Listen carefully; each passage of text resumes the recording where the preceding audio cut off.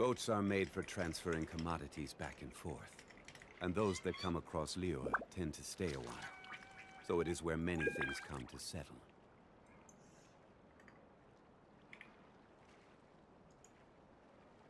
Osmanthus wine tastes the same as I remember. But where are those who share the memory?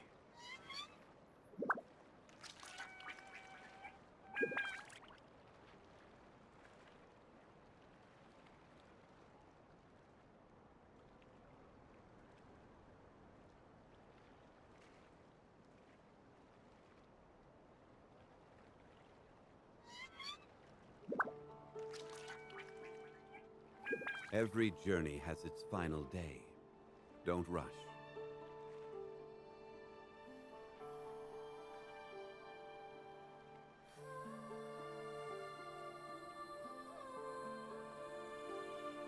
Osmanthus wine tastes the same as I remember. But where are those who share the memory?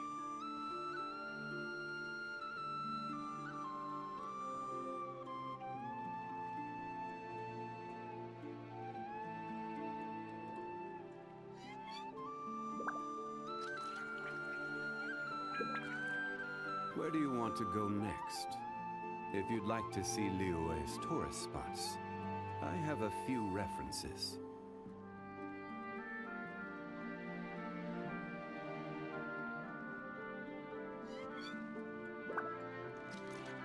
Osmanthus wine tastes the same as I remember. But where are those who share the memory?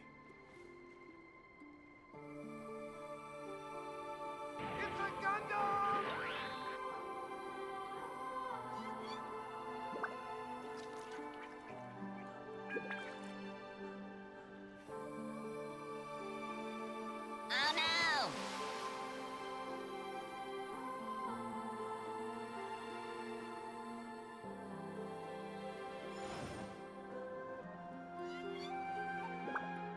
Enemy forces approaching from point 68.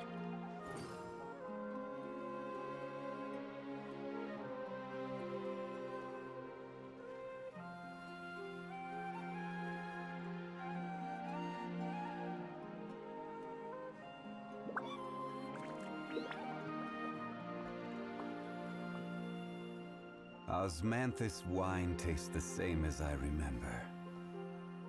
But where are those who share the memory?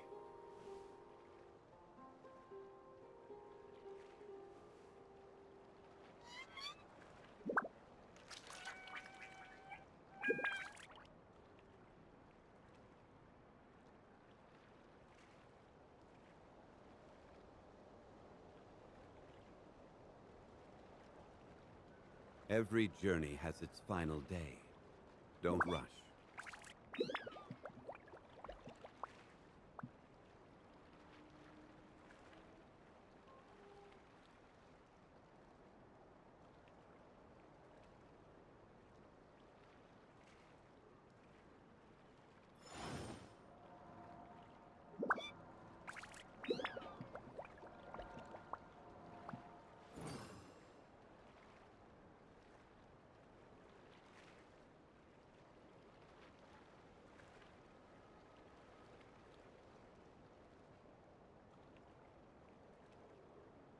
Osmanthus wine tastes the same as I remember. But where are those who share the memory?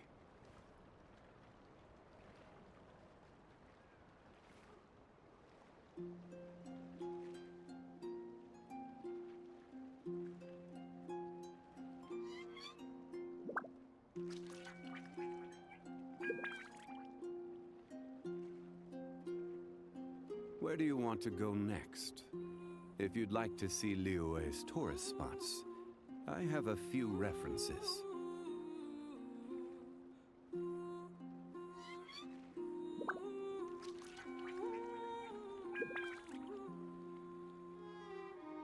Okay, I'm back, but Osmanthus wine tastes the same as I remember. But where are those did you who know share the memory? I actually have a piece of Genshin merch that I actually use on a semi-daily basis.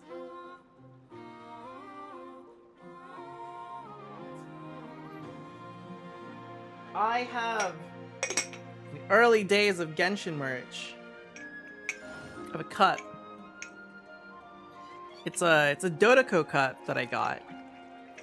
My favorite kind of merch is usable merch like this. Because it's not just something that's a display piece. It's something that I can actually have and like use. Those are like my favorite kinds of merch. Anyway, Every journey has its while we were final doing the end. stream, I finished Don't 2 Zagoks, right?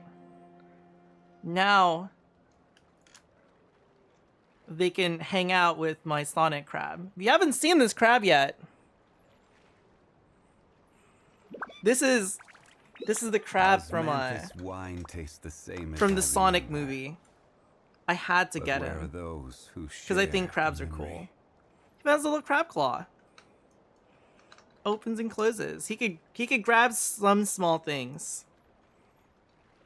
Crab army soon. Maybe soon. He's actually really cute.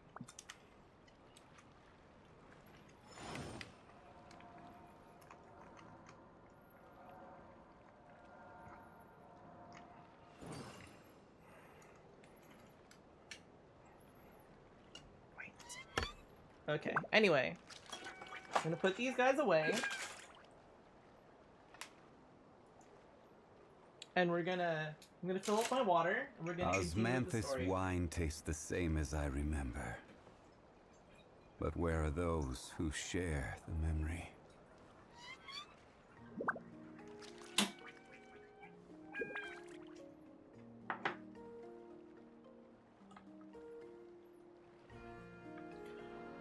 Okay.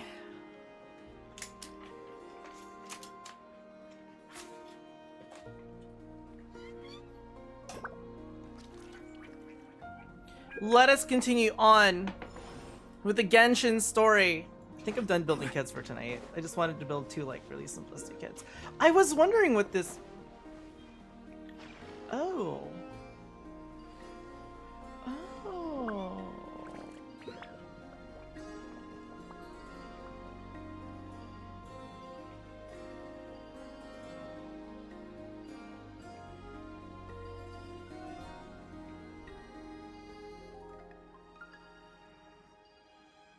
Boats are made for transferring commodities back and Anyway. forth.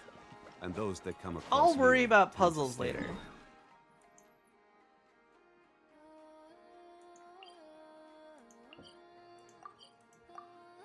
What do you mean not yet unlocked? I think I have to actually do something. Fine. Fine. I see how it is.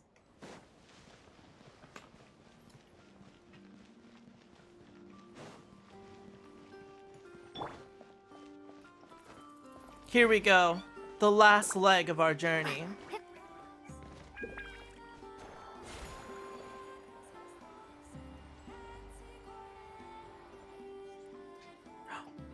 Is that? Oh, do you think the others are making good progress? Hope it's all going smoothly. Oh, hey look! They made it back as well! Prince! Llama! How did it all go? All is well, thank you. Nefer and Yehoda had to stay at the curatorium to wrap things up, so they won't be joining us for now. I ran into Miss Anefa and Miss Aino on the way back. Their work is still in progress, so I suspect they won't be back for a while either. You seem rather cheerful today, Mr. Flint. I certainly am. I achieved what I set out to do and came away with more than I bargained for. Fighting alone can get quite tedious, but I had the good fortune to run into a pair of brave young warriors. Yo, it's meet again. Durin and Albedo. How What have the you been? fuck? What are they doing here? No! What are Oh you wait, doing the here? reinforcements! Yeah, that's what Vark is talking about. Thankfully, tracking you down turned out to be a lot simpler than we envisaged. These two courageously lent me a hand while I was fighting the wild hunt. When they told me they were Servarka's colleagues, it all made sense. And given how people of outstanding talent tend to cross paths, it's no wonder you're already acquainted. So, who's your travel buddy, Albedo? Why don't you come and introduce yourself?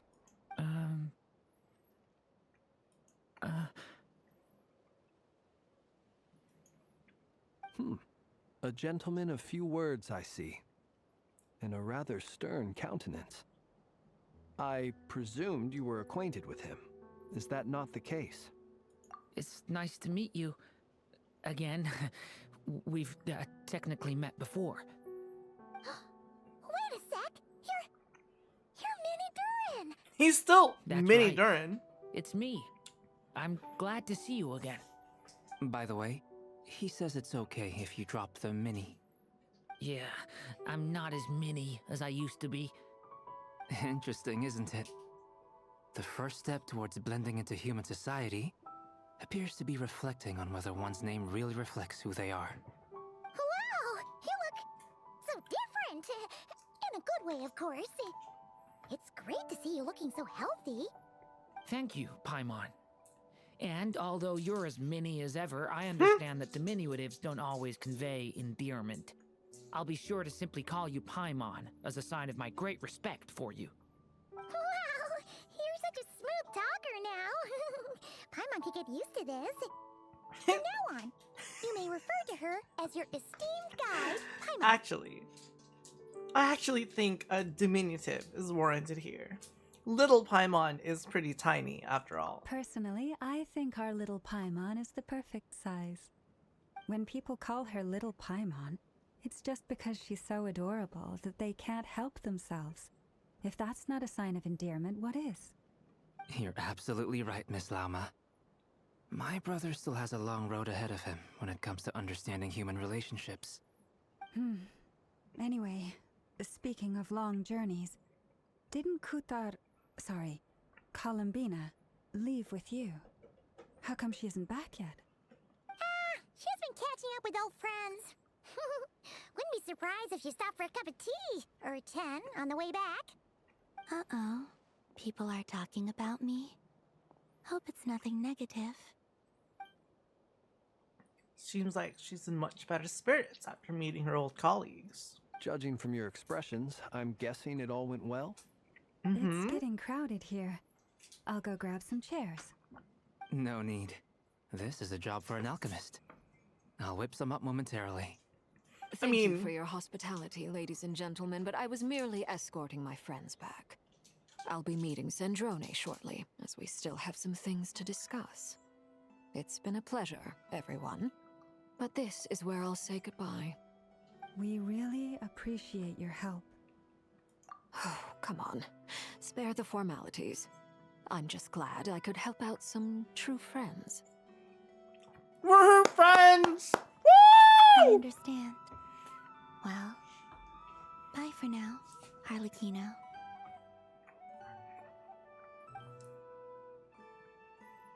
Oh, this place is hopping. It's probably a good thing one of us left.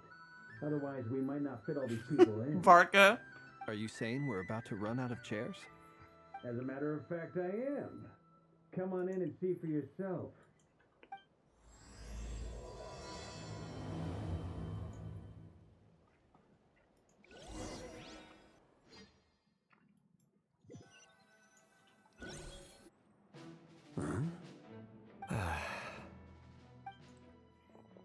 Crazy. I overheard your little chit-chat outside, by the way. With Miss Columbina's colleague gone, we should be back to the original crew plus the other colleagues I brought in. Though, it looks like we have another new face. Someone else managed to rope in a colleague too? He's probably here for us. What the fuck is Dane doing here? Is he gonna put down Rayur? Frankly, you and Paimon are the only people I know here. Tina. No? This here is Deanslip, colleague of Tibet's greatest guide, Paimon, and greatest adventurer, the Traveler. Well, not exactly colleagues, more sort of friends. When someone else jumps in to do the announcing, you know you're speaking to someone important. Let's hear what he has to Or say. they're really bad introductions. Note to self. Once Paimon knows your name, the rest of the world will soon follow. That's when true. he comes looking for us, it's usually something important. Paimon's guessing you've heard about the Wild Hunt, then. From the looks of it, you're about to hold a meeting. If I were to say that the Wild Hunt is our mutual enemy, would that earn me a seat at the table? As the saying goes, the enemy of my enemy is my friend. Mr. Dainsleif, there's a seat with your name on it. Though, I can't promise the same for everyone else. Hey, Albedo, think you can rustle up a couple more chairs? After all this time apart, Grandmaster Varka's first order is to rustle up a couple more chairs. That's pretty fucking funny. I've missed this. Is he being sarcastic? Hey, he's your brother. Why are you asking us? I've still got a lot to learn about the nuances of human conversation. Trying to decipher Albedo's way of speaking has been like jumping in at the deep end. Oh, good point. Paimon gets you now. Don't sweat it. There are people who go their whole lives without getting the hang of it. You're ahead of the game already. Look at you, Paimon. Expert in the art of encouragement. I wonder what's taking Nefer so long. Perhaps you should go and check in with her. If anyone can hurry her along, it's you. I just got back from the curatorium. Besides, aren't you curious to see what's taking her so long? Miss Nefer doesn't strike me as the type to share secrets. And since gathering intel is her specialty, I'm guessing she'd prefer to keep her methods confidential. Under such circumstances, would it not be tactless for me to impose? Oh, but it's fine for me to impose. What can I say? You have an unrivaled ability to garner people's affection, Miss Moonchanter. Besides, you have far more in common with her than I do. All right then. The big sigh. Impressive. All right then. She barely fought back at all. I admire your powers of persuasion, my friend. As I'm sure Miss Lauma will realize soon enough, the trick in life is to always pitch in with other people's responsibilities so Fucking that you Blends, can be dude. selective with your own. Another trick I is like to this simply guy. hide in He's the fucking background. hilarious, actually. Spoken like a true sage. Anyway, looks like we've got some time to kill before the meeting. Let's take a little breather, folks. And feel free to chat amongst yourselves. We'll get down to business once the other two arrive.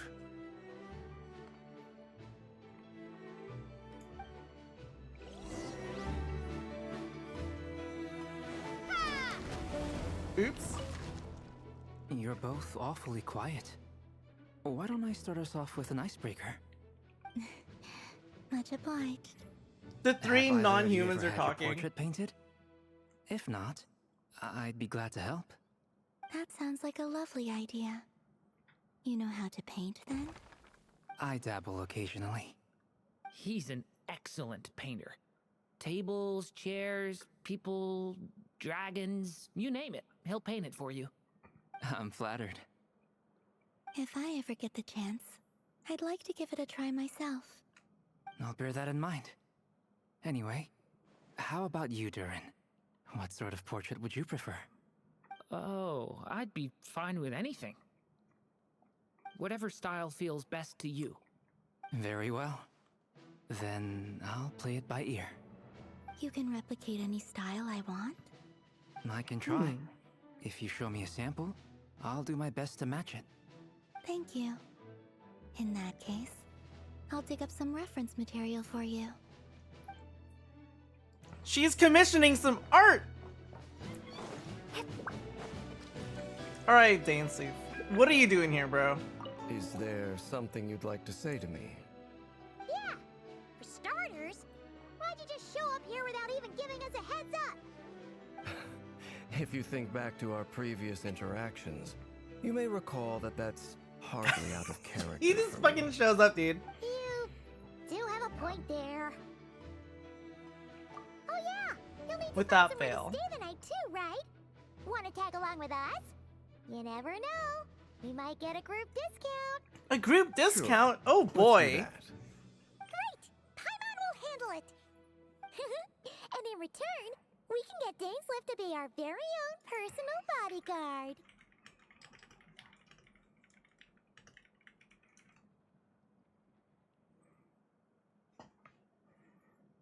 If that's what you had in mind, you should have said so sooner. I'd be happy to help. Oh, okay then. Paimon was only kidding, but good to know. Anyway, since we're all here together, we might as well watch each other's backs. That's just what friends do, right? Indeed. Thank you.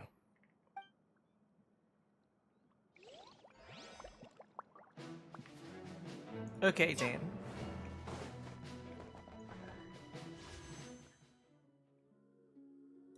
Solo YOLO! Let's go, baby! Let's go! Oh.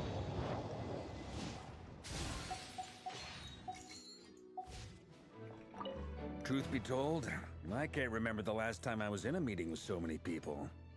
You're not alone there, my friend. The Lightkeepers also struggle to bring everyone together for a serious discussion. I don't doubt that. I've only ever met two Ratniki, one being you, and the other being that young guy, Itlua. Itlua is a good apple. I'll give him that. He's kind, honest, and regularly delivers supplies to my lighthouse. A true Ratnik to the core. In that sense, he puts me to shame. So you're what? A fake Ratnik? That's what it sounds like you're saying. But I get the feeling that's not quite what you meant.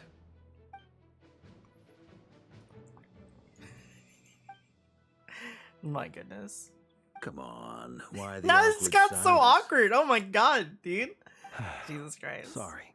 Got so I'm not awkward. even gonna bother trying to hide it. You've known all along, haven't you, my friend? Now, that wasn't Why is awkward. this so awkward? Oh my god, these Let's two. just keep this between ourselves. Probably best if Itlua doesn't know, huh? They're fucking. That goes without saying. Gotta be careful what you share with youngsters, after all. Anyone else in the know? Let me guess. The Traveler and Paimon? It's dangerous being too sharp for one's own good, you know. Then, in the name of the Animo Archon Barbados himself, I swear your secret's safe with me. When we went for drinks, you said that you and Barbados were practically best buds. In the light of that claim, do you really expect me to take your oath seriously? Of course. Just as long as you Oh don't go my spreading God. around the fact that I'm close with Barbados, all right? Fair enough, then.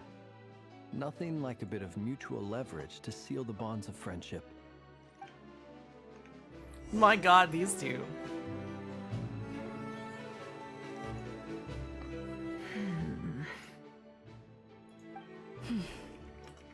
Why is it so awkward? Why? Why? Oh my god. Ah, Miss Nefer. You made it after all. But what about Yehoda? I'm here to give you an update on how things are going on our end. Once this is over, I'll be heading straight back to continue my work. I left Yehoda back at the Curatorium to watch over things while I'm gone. Huh. So much for just this once. Shh! Not so loud! We're on a roll here. What if she remembers and suddenly decides to back out? Did you say something, Mr. Varka? Huh? I didn't say anything. Right, Flints? Must have been a frog. Oh They my get god. so noisy around here at nighttime. Freaking Jesus It's like Christ. they're putting on a concert in the background. Anyway, before we begin, there's a few introductions to make. Let me start by saying that it's an honor to be speaking before so many distinguished colleagues and collaborators. First up, we have Miss Lauma. As Moon Chanter, she's the leader of the Frost Moon Scions, a local religious community in Krai. Then there's Miss Nefer, boss of the Curatorium of Secrets, an intel gatherer extraordinaire. Nefer is leading the investigation into Rarer's background, assisted by Yehoda and Lauma. From the little I've heard, they're making some great progress. Over here, we have Mr. Flintz, a Ratnik and guardian of the abandoned lighthouse. In our last operation, he courageously distracted the Wild Hunt to buy time for the rest of us. For those of you who've never met, this is Mr. Albedo, a renowned alchemist and captain of the Knights of Favonius investigation team. By his side is a new face for us all, myself included, Mr. Durin, who has come to lend his aid. Next up, we have the Moon Maiden and former Fatui Harbinger, Miss Columbina. Then we have the Traveler, who's earned more titles than I could possibly hope to list out, so I'll spare you the rundown. And Paimon, the ultimate travel companion and quite possibly the best guide in all of Tevat. The best guide who doesn't tell us anything about the regions that we have been to? There's no way, dude. Miss Oh my Neffer, god. it looks like you might have another job coming your way. Barbados, So, Lupus Rex, my goodness. congratulations on the booming business, I guess. You think I haven't got enough on my hands as it is? Who's looking for me now? That would be me, Miss Neffer. I have a commission for you. And you are? Who I am doesn't matter right now. What does matter is that I'd like you to gather more intelligence about the Recher of Solnari. Well, it's not as if we never take on anonymous commissions. But in your case, I'll have to decline. I'm gonna take a wild guess and say your job's probably more hassle than it's worth. Something about you seems like bad news. It's my eyes, isn't it? Conrian, I assume. And what's with the mask? Are you trying to hide your identity? In any case, the fact that you're even still alive raises an awful lot of questions for me. My name is Dainsleif. And yes, I am from Conria. As I'm sure you're aware, the Recher of Solnari's real name is Rerir. He was once an acquaintance of mine. Really? Then you must have been quite an influential figure yourself. You flatter me, but none of that matters anymore. My point was simply to clarify why I have asked Miss Neffer to investigate Rerir's background. So you're both from Conria, and it sounds like you used to be friends? What am I missing here? Surely you already know how he became one of the Five Sinners. I'll tell you everything I know. The history of Conria, the names and identities of the Five Sinners. I remember it all like it was yesterday. I have never spoken openly of this before. But the truth was exactly as people say. The Five Sinners were each driven by their own desires, and it was by playing upon these that the Abyss tempted them to their fall, tearing Conria apart in the process. The visionary, Vedifenir, who wished to foretell the future. The wise, Haroptatir, who sought limitless knowledge. Gold, Rhindaughter, who desired to create life. The foul, Sertologi, who pursued supreme strength. And last, but not least, Recher of Solnari, Rerir, Ravager of the Moon. Of the five, Rerir is the only one who remains a mystery to me. He never harbored grand ambitions. So what changed in the space of a single night? How did he come to fall like the others? In other words, you're saying that his change came as a shock to you, and you have no idea what actually happened? That's right. You mentioned how the Abyss tempted them, which led to their fall. But what did that look like in practice? And what other context can you give me about the events of that time? The more detail you can give me, the better. Strangely, now that it comes to it, I hardly know where to begin. The fateful night took place during the era of the Eclipse Dynasty. One day, my elder brother, the visionary, Vedifenir, was summoned to the palace by the Vinster King, only for the king to gouge out his eyes and cast him into the dungeons. Okay. When I came to hear of this, my fury knew no bounds. I gathered together every ally I thought I had, and together we set a night to storm the palace and free Ved. Centuries on, The memories of that night still haunt me, like a never-ending nightmare. We broke through the palace gates, just like we had planned, each striking towards our separate targets. But then, I was betrayed. Even Vedafenir, the very person I had come to rescue, abandoned me and partook of the Abyss's power. So, it's personal after all. Then tell me, Mr. Dainsleif, what price are you willing to pay? You, of all people, must know that nothing comes for free. I cannot say what price would be worthy of such a commission. But know this. Rerir was not always a madman. Believe it or not, there was a time when he was just an ordinary man, working for the Conrian Intelligence Service. Uncovering the truth of Rerir's past is the only way to unravel this mystery. But before you decide if you will accept my commission, I will tell you more about him. Enough, I hope, to help you plan your next move. Sounds pretty good to me. Feels like we just flagged down a random passerby, only to discover he's actually a master strategist who has a score to settle with our enemy. Must be all the good karma I've been building. Who knew having a Conrian friend would come in this handy? Can I borrow your halo? It could be useful in the lighthouse. That's funny. Hey, enough with the wisecracks! Besides, isn't that lamp of yours bright enough already? Relax. It was meant to be a compliment. If that was a little over the top for your liking, I'll make sure to tone it down next time. Flynn's is I'll really give your fucking funny, proposal actually. some serious Oh my God, thought, dude. Mr. Dainsleif. Let's speak in private once the meeting is over. Before that, there's a few things I'd like to share. She's talking.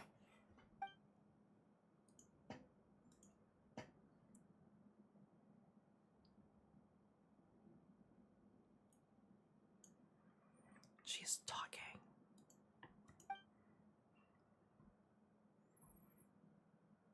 Yes, the knave. Now The that we've knave. united the hearts of the three moons, your power should be greatly enhanced. But it seems like that hasn't happened yet. I believe it will take a little longer. You've done so much for me, so I want to be completely honest with you all. Even though I'm doing a lot better now, the truth is, my recovery will likely be an ongoing process. From the moment I was born, my power has been slowly ebbing away. And that is because Tevat has never accepted me. Even with the moons united as one, it seems my rejection cannot be undone. So far, I have yet to find a solution. It may turn out to be a problem that will plague me until the day I finally leave this place behind. Even so, I will do everything in my power to help you drive out the Rerir of Solnari. As Arlecchino put it, this is not about chasing the spoils of victory. It's just a gesture of heartfelt gratitude. Kutar. A lot more energetic and positive than what she did when we first met. Defeating the Rerir of Solnari will be no easy task. While my strength slowly recovers, we'll also need to gather more intel. Naturally. We should take all the help we can get if we hope to defeat him. We've considered several viable plans now, but our choice hinges on the answers to a few key questions. Is it even possible to kill Rerir? What experiences shaped the person or monster he became? And what's he really after? Given Albedo's expertise in alchemy, I think we should leave him to try and answer the first of these questions. Understood. As for the other two, I'm afraid we'll have to count on you again, Miss Nefer. Believe me when I say it's not my wish to burden you. But right now, relying on your skills is our only option. So you're placing all your hopes on me, huh? We can't thank you enough for agreeing to help us. Honestly, I can hardly believe how lucky we are. You sure have a talent for changing your tune, Miss Moonchanter. Timid like Yehoda one moment, then Flintz's insincere flattery the next. They're Ladies, fucking, dude. Please. I must object to your portrayal of me. That's all. Feel free to keep bickering. Just pretend I'm not here. Oh my god, Flint. Yeah, he's fucking great, I dude. don't want to leave this room. I'm curious to see how this plays out. I have faith in you, Miss Nefer. Something tells me you'll stand by us until the very end. Oh? And what makes you so sure of that? What if I suddenly decide that my compensation is insufficient? Dude, they're fucking. There's This no isn't way, about dude. the There's money. no way. I can sense that you've got a deep-seated distaste for Rerir. And knowing you, that alone is motive enough. I love, it's Look like, at them yeah, you're getting just that along petty, dude. So well. Like 2 peas in a pod. And Freaking I'm Barca. the one they accuse of insincere flattery. There is no justice. Miss Lauma, you have to understand something. Unlike you, Nagra is I don't great. actually enjoy having everyone's hopes on my shoulders. I fucking love Is that Krai, right? dude. Well, So good. maybe the fact that I'm willing to put my hopes in other people says more about me than you. But the fact is, I also trust you. And that's because I know that you're someone we can count on. Anyway, we've got our plan, so let's get moving. Mr. Dainsliff, let's talk. And Traveler, once we're finished, if you've nothing else planned, I'd like you to come with me. This whole experience is teaching me a lot. For instance, I now know that when other issues come up in the future, I'll have far more luck getting Lauma to convince Miss Nefer than trying to do it myself. Oh, that's funny. Hate to say it, friend, but that's one of the funniest things I've heard in a while. Why? You think I've got it wrong? Quite the opposite. But what makes it so hilarious is how long it's taken you to realize. Flint is fucking great, dude. I fucking love this guy. Get this guy a seat in my party, dude. He's fucking great. It's fucking hilarious.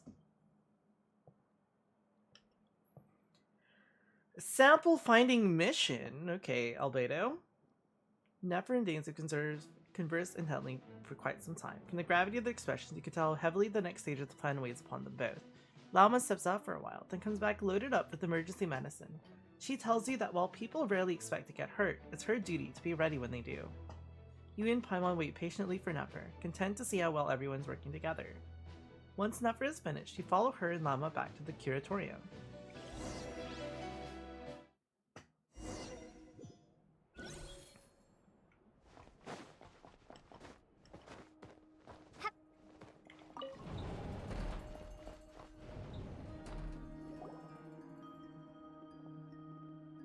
Thank you for waiting. You're welcome. It's okay. We actually used the time to help Dainsliff get a room at the hotel. That's very considerate of you. Now, I trust you share my curiosity about Rerir's past, and you seem fairly familiar with Mr. Dainsliff already. Yep, we've known each other for a while now. We spoke at some length after the meeting. He was the one who suggested I should invite you to join this operation. He feels confident that these secrets will be safe with you. Dane has a lot of faith in us, that's for sure. Likewise. I appreciate that you got right on board without interrogating me about why I invited you. It shows that you trust me to explain everything in due course. That's because we know what you're capable of. We appreciate you too, Nefer. You might have been forced to help in the beginning, but this time, it was your choice. That's one way to put it. Another is this, that once a decision's been made, it's set in stone. After that, my only goal is to see it through. Alright, so here's how it is. I'm going to access Rerir's thoughts again using my confidential method. Now, I'm sure you've seen things like this before on your travels, so you're surely well aware of how dangerous it can be. The reason I've gathered you all here is to ensure my safety during the proceedings. I plan for us to enter the fragment of his consciousness together, and once inside, I will focus on searching for information. Think of this as a diving expedition into someone's brain. If I'm the diver, you are my safety equipment, tasked with keeping me alive Roger, while I'm roger. under the surface. alive. Once the ceremony begins, we will all be spying on privileged information. But in the interests of safety, you must remain absolutely silent at all times. We will discuss our observations after the ceremony has concluded. Lastly, any individuals of a weaker constitution are advised not to partake in the ceremony. In any case, Paimon has her own job to do, which requires staying in the room, but not joining the Weaker ceremony. concept, so funny. Never conspicuously left out the details of her confidential method.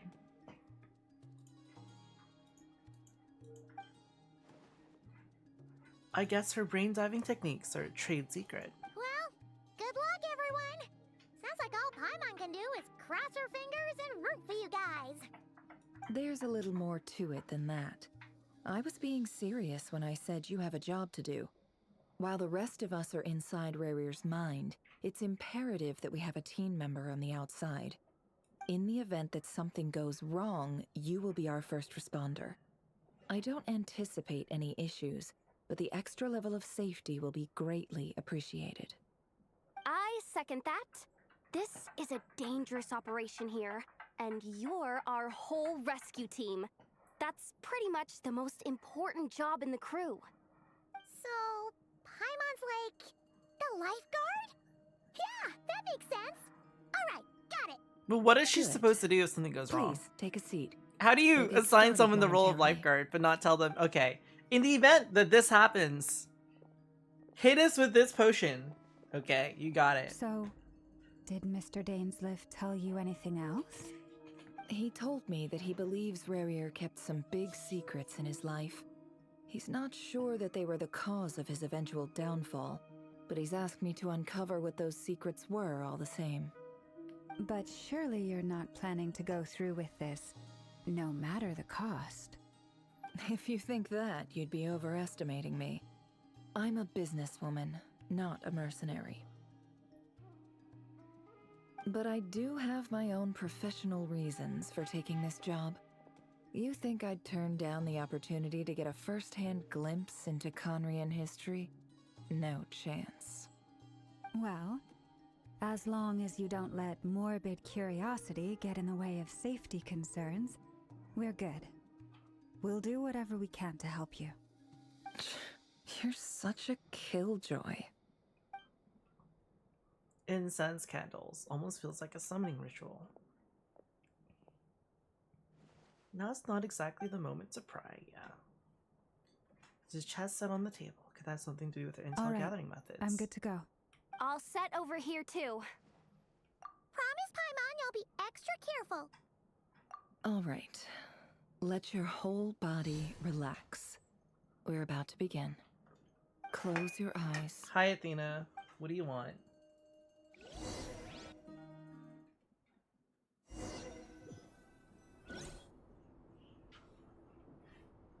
Phew. Could this be his office? Pretty standard setup. Bookshelves, paperwork, files. According to Dainsliff, Rarir used to be an intelligence operative. Chances are there's plenty of top-secret intel stashed away in this room. Where's the gaming chair? Is this where you keep your secrets, He sold it. Rarir? Can't say I'm not looking forward to this.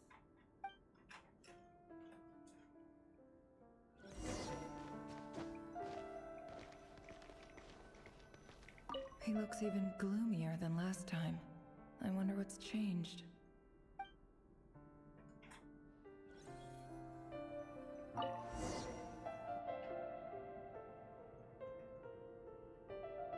Today's files are in. Time to wade through them, just like usual. Male, 51. Occupation, cook. Confirmed Crimson Moon descendant. Has maintained frequent contact with other descendants over the past year. Poses a threat to the dynasty. Mm-hmm. Neutralized.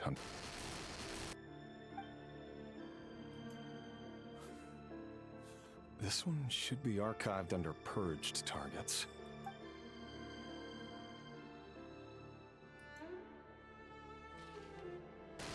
Female, 23. Occupation, office clerk. Confirmed Crimson Moon descendant. Has maintained frequent contact with other descendants over the past year. Poses a threat to the dynasty. The dynasty. Right, Athena? These people all pose threats, don't they? Yeah, they deserve to be purged, don't they? No, you don't even know what that word means. I'm not gonna let you know what purged means. Neutralized. Another one for purged targets. Sounds like she was that other man's daughter. Never mind. What's it got to do with me? Damn. Male, 40. Occupation, teacher. Confirmed Crimson Moon descendant. Has been observed making contact with other descendants during the past year. Poses a threat to the dynasty. Neutralized on... Just another nobody for the archive. Come to think of it, I remember surveilling this man. A case like his never would have been considered a priority in the past. Huh. He barely even interacted with other Crimson Moon descendants.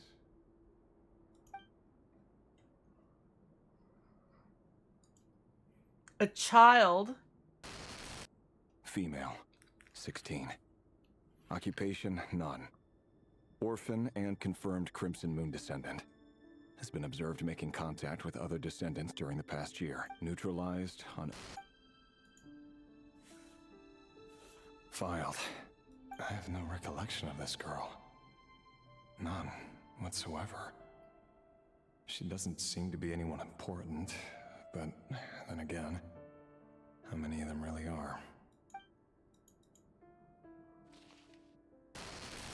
Female, 13. 13, Jesus Christ. Occupation, none. Orphan and neutralized on... Filed.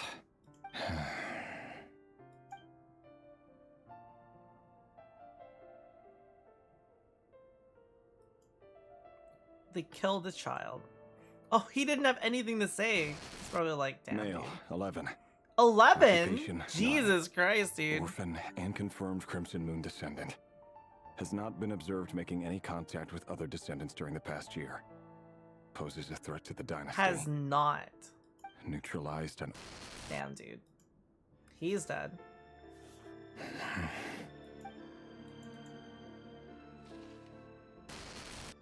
Male.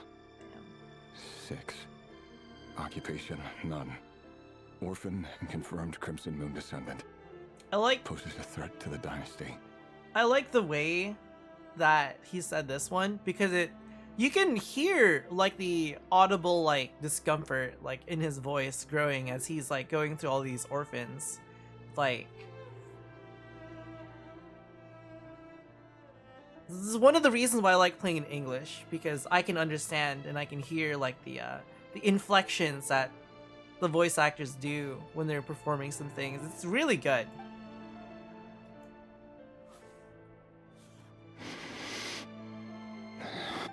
It's funny, isn't it?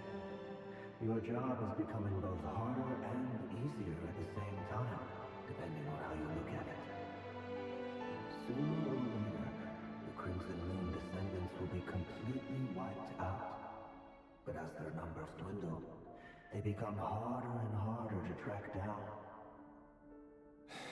That's not how it is.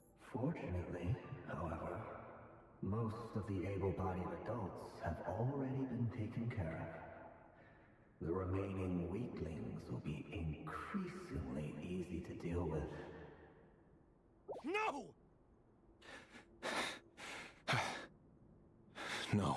My job is to ensure the survival of the Eclipse Dynasty. And the only way to do that is by eliminating any and all potential threats. It's a perfectly legitimate line of work. Every single one of my colleagues can attest to my fairness. And if my friends were aware of the facts, I know they'd back me up too. Assuming, of course, that they were aware of all the facts.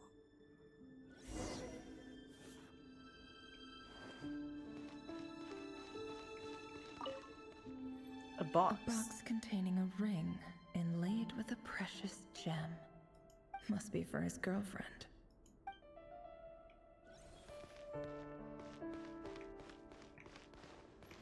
They were gonna get married.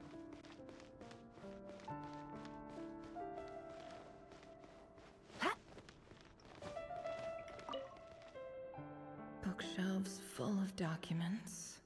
Looks like these are all files, packed with the personal details of individual Conrians.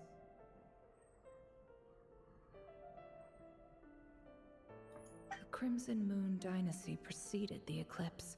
Since Rerir worked as a secret agent during the latter, it stands to reason that he was tasked with purging remnants of the old dynasty. Yep, lines up exactly with what Dainsleif told me. Damn, dude. What a shitty job, dude. Wonder what kind of encryption technique this is. Seems like it has to be inserted into that camouflage device nearby. Aha! It's an audio recording. Please, hear me out. I can't shake this feeling that someone's been spying on our house. No, I'm not being paranoid. It's true.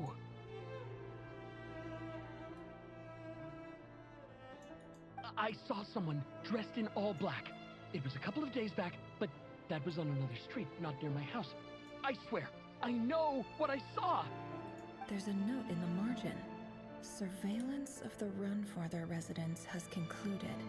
We apprehended the target and filed the mission report last night. Could the voice in the recording belong to one of Rerir's targets? Probably.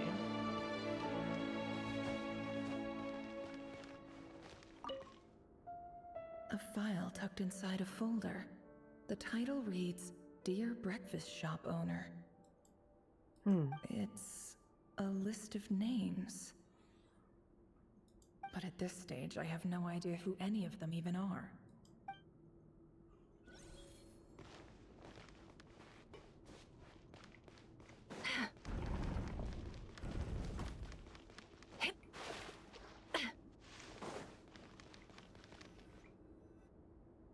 Mr. Vedifalnir? It's been quite some time since we last met. Rerir, I trust you're here because you have something important to discuss. Forgive me. I wasn't tuning out, it's just, I noticed you didn't even phrase that as a question. As if you knew I was coming. Of course he did. He's a psychic. Tell me, does someone in your position ever feel the need to ask questions at all?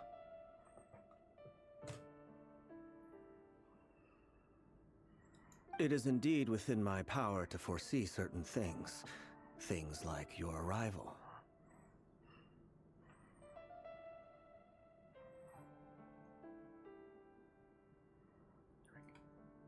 I was just thinking.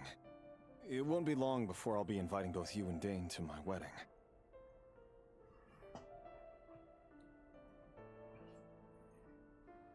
That isn't a lie, but nor is it a fact as such.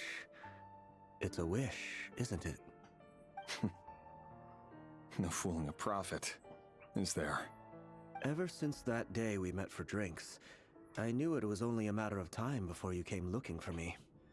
Does it feel good? Knowing how the future will unfold. I'm afraid the notions of good and bad fail to capture the complexity of what such a power entails. Once you've seen what will come to pass, it can be all too easy to succumb to fear and melancholy. Unless, of course, you learn to abandon these feelings. You fear my silence, and long to hear the words I left unspoken that day. That's right. You must have noticed my reluctance to broach the subject. And the reason is simple. Because the truth could never have lived up to your hopes. For both our sakes, such words are better left unsaid. The burden of prophecy was never meant for your shoulders. So who exactly do you deem worthy to hear your prophecies? None but our exalted king? Or rather, our king as he once was. You're closer to his majesty than I am. You must know better than anyone how much he's changed. You say that as though it is to my benefit. Yet precisely because of that, I dare not speak rashly. A king can turn out to be the most virtuous of rulers, or a tyrant more terrible than the most vicious of dragons. You are so wise and far-sighted, yet still you would have me live in fear of the unknown? You make a fair point. Especially given my silence alone was all it took to send you spiraling downwards. Very well then. Let me offer you some advice. And I say this not as a prophet or a visionary, but simply as the brother of your friend.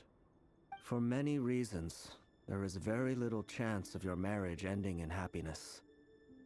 If happiness is what you seek, you should find another fiancé.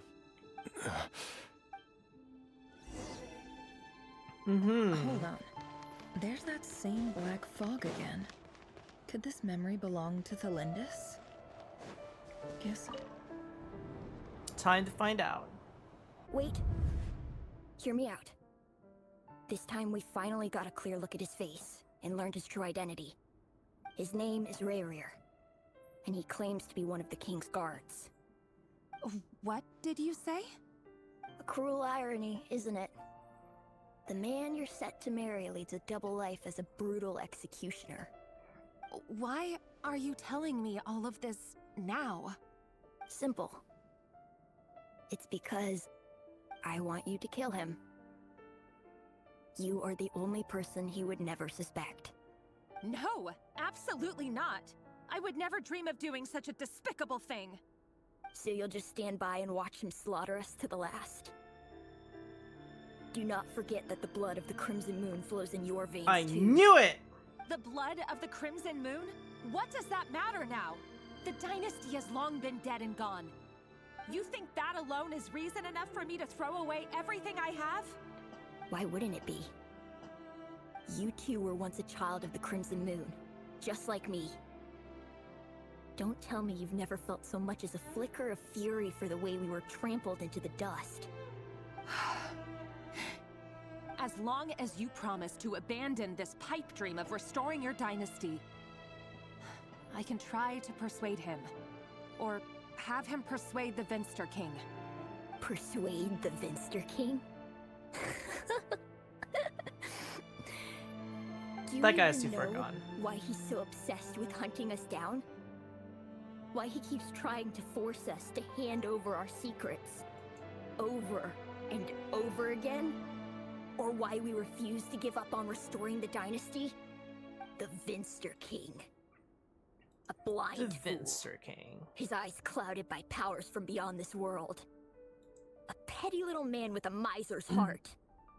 And he dares to sit upon the throne? Mark my words.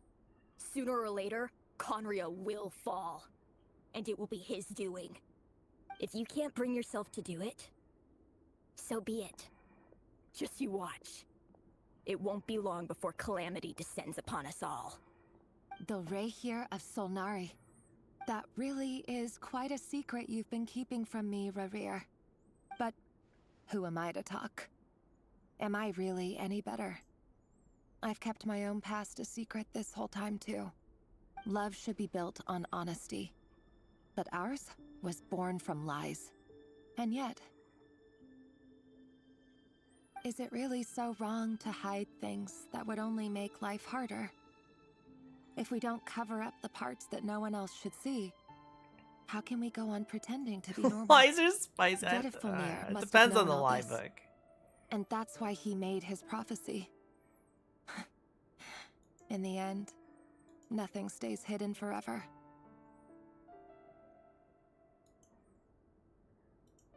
But I won't just sit by and watch this disaster unfold. I'll do everything in my power to protect what I cannot afford to lose, no matter who I have to face. Damn.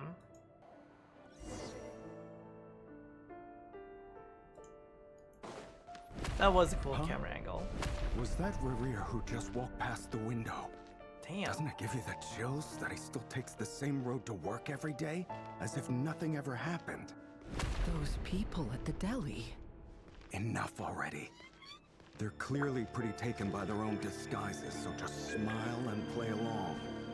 Pull the rug from under beasts like that, and you'll risk having your throat torn out. Deli? Oh. They're talking about those people from the opposition. Right. I'd almost forgotten they used to run a deli. People of no consequence always vanish so easily. And no one even remembers them.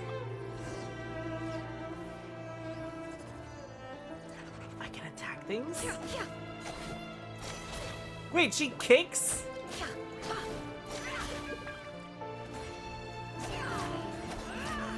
What does she do?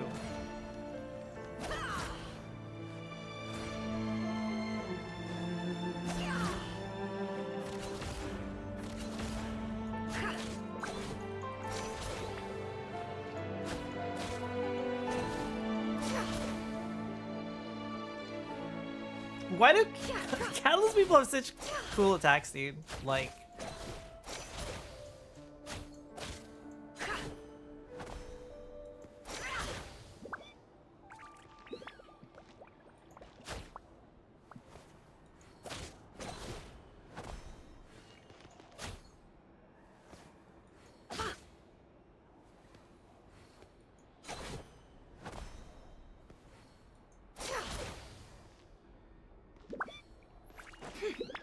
Catalyst user gun. The claws. Looks like she doesn't use the claws. He's not the man he pretends to be. So many have died already, and they say that the king's madness grows with each passing day. We're not going to survive this, are we? But why does it have to be this way? Do we really deserve to die just because of the blood that runs through our veins? Yes. Lindis, are you even listening? Sorry, Freether. My mind was off wandering. I heard you, though. You're talking about what Rerir said. He's just following the king's orders. He's a secret agent, and it's his job to hunt down rebels and dissidents. By the time you first met him, he'd already taken lives. Maybe he was using you from the very beginning. No. Rerir has no idea I have anything to do with the Crimson Moon. My family are only distant relatives of the main lineage, and besides, my eyes are perfectly ordinary. Truth be told, apart from my teacher, pretty much no one knows I have any connection to any of it. It's been a long time since my family severed ties. But as Orlog said, who could possibly talk sense into that raving lunatic of a king? No one. I'll work something out. Trust me, I'm with you all. But for now, you need to keep yourselves hidden. Don't let anyone find you, anyone at all. Don't forget that Rerir is an Eclipse operative. You need to be extra careful when he's around. And when I am too. For now, don't come looking for me. And if anything happens to me, just act like we've never met. If even you can't escape this, what hope do the rest of us have? But after all this time together, surely he wouldn't lay a hand on you. He might... he might have to! I won't speak in his defense, nor can I give you a clear answer to that question. But I'll do everything I can to put an end to He kills this. his own wife. Here, hold on to this. Damn, dude. If an opportunity to escape presents itself, take it. You'll be glad you took some spare change. You call that change? But what about you? I've got a job, and there's still money coming in. But you can't go anywhere right now. Please think about yourself for once.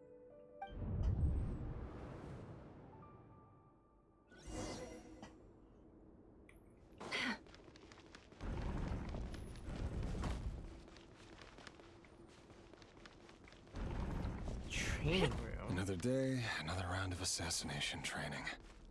Training ground is just beyond this hidden passageway.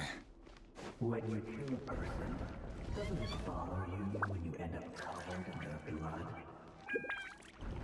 Why would it? Aren't we all just walking blood bags? But not everyone is accustomed to hunting down others like prey. You've been a hunter for so long now, you seem to have forgotten that most people don't just go around killing one another. Leave me alone. I need to readjust my legs so they don't fall asleep. To welcome our clients, of course. A kitty's gotta earn his kibble somehow. There we go.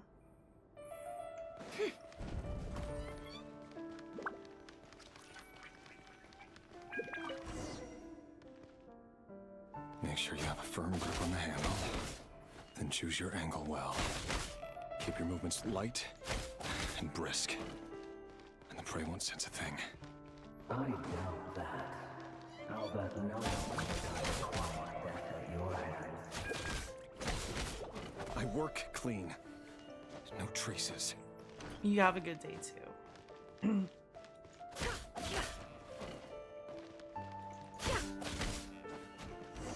That doesn't make it easier on board. The king just happens to need you right now. What if somebody doesn't? That won't happen.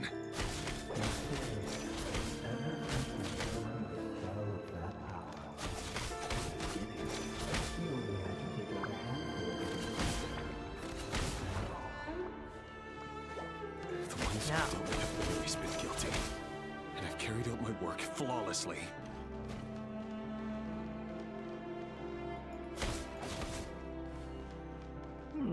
Will they just fall down?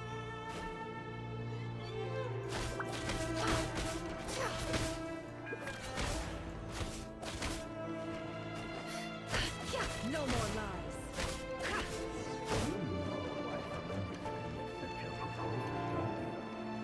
Was it because she didn't trust you? Something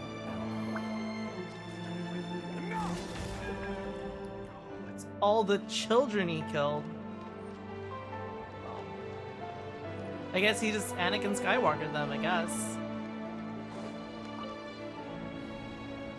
Valindis, do you still remember Orlog? He is dead. Orlog. The Yeah, boy he's who was dead. pretending to sell flowers. You spoke for quite a while, didn't you? Yes, we did. What about him? He was arrested 2 days ago. Chances are he's already dead. It's unfortunate. He... I just don't get it! After everything he's done, why do you still stand by him? Or does it mean nothing to you that people keep dying? No, that's not... Just hear me out. I need to go now, Thalindis. They're looking for us. You take care too. If you ever need a place to hide, come find us. So they can all die together.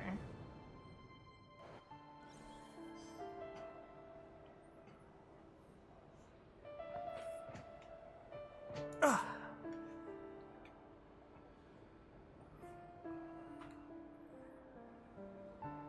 Can't really get into... Maybe I should get a stool for under my bed. Author Thalindis.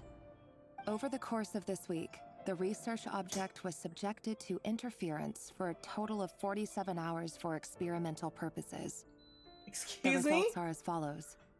All subjects of observation that were sent inside have now... The situation within is proving more problematic than anticipated. No progress whatsoever. What now?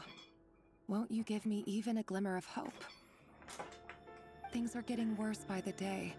I have to find a way or we'll all be in danger. Okay, I'll just use my bed. But I... If all this research comes to nothing, what then? Sooner or later, it'll be my neck on the line. Could he really bring himself to kill me? Maybe. That's his job, dude. No. Surely he wouldn't have the heart. He's gonna do it. He's gonna kill her. That's exactly what's gonna happen. He's gonna kill her! She's gonna die. And it's all because of his hands. Oh. Why won't you just let us go? We don't even know each other. All we want is to live ordinary, peaceful lives. You want to live.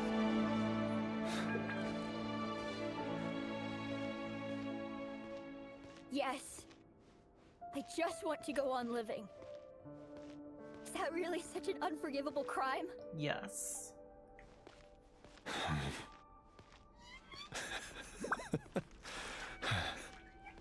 You want to go on living. I want to keep living too. To keep living forever. That's why I have no choice but to continue on the path I'm on. Damn. If only some savior would suddenly swoop down and change the way the world is. Too bad that's not going to happen.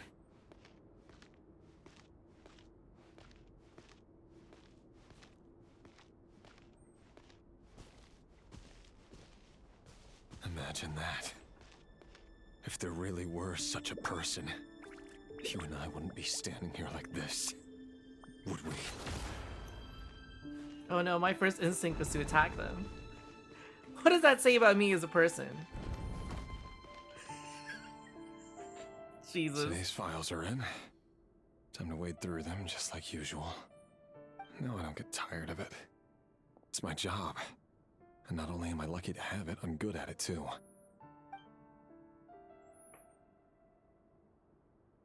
Huh. Wait. That's... Thalindis? Uh-oh. No. No! Why? But you bear no mark of the Crimson Moon. How could you possibly have anything to do with them? It cannot be. A diluted bloodline. Carefully concealed. I see it now. You've been living in the shadows just like me. What a fool I've been. Numbing myself with talk of justice. Even imagining my friends would back me up. But in the end, Irminsul. Finster King! How far are you going to take this? From the direct bloodline to secondary offshoots? And then what? Today it's the descendants of the Crimson Moon. Who will it be tomorrow? Will you not rest until everyone down here is dead? No. This cannot go on. This is where it ends. He's not gonna kill her? That's good. That's good. Maybe there's something left for him after all.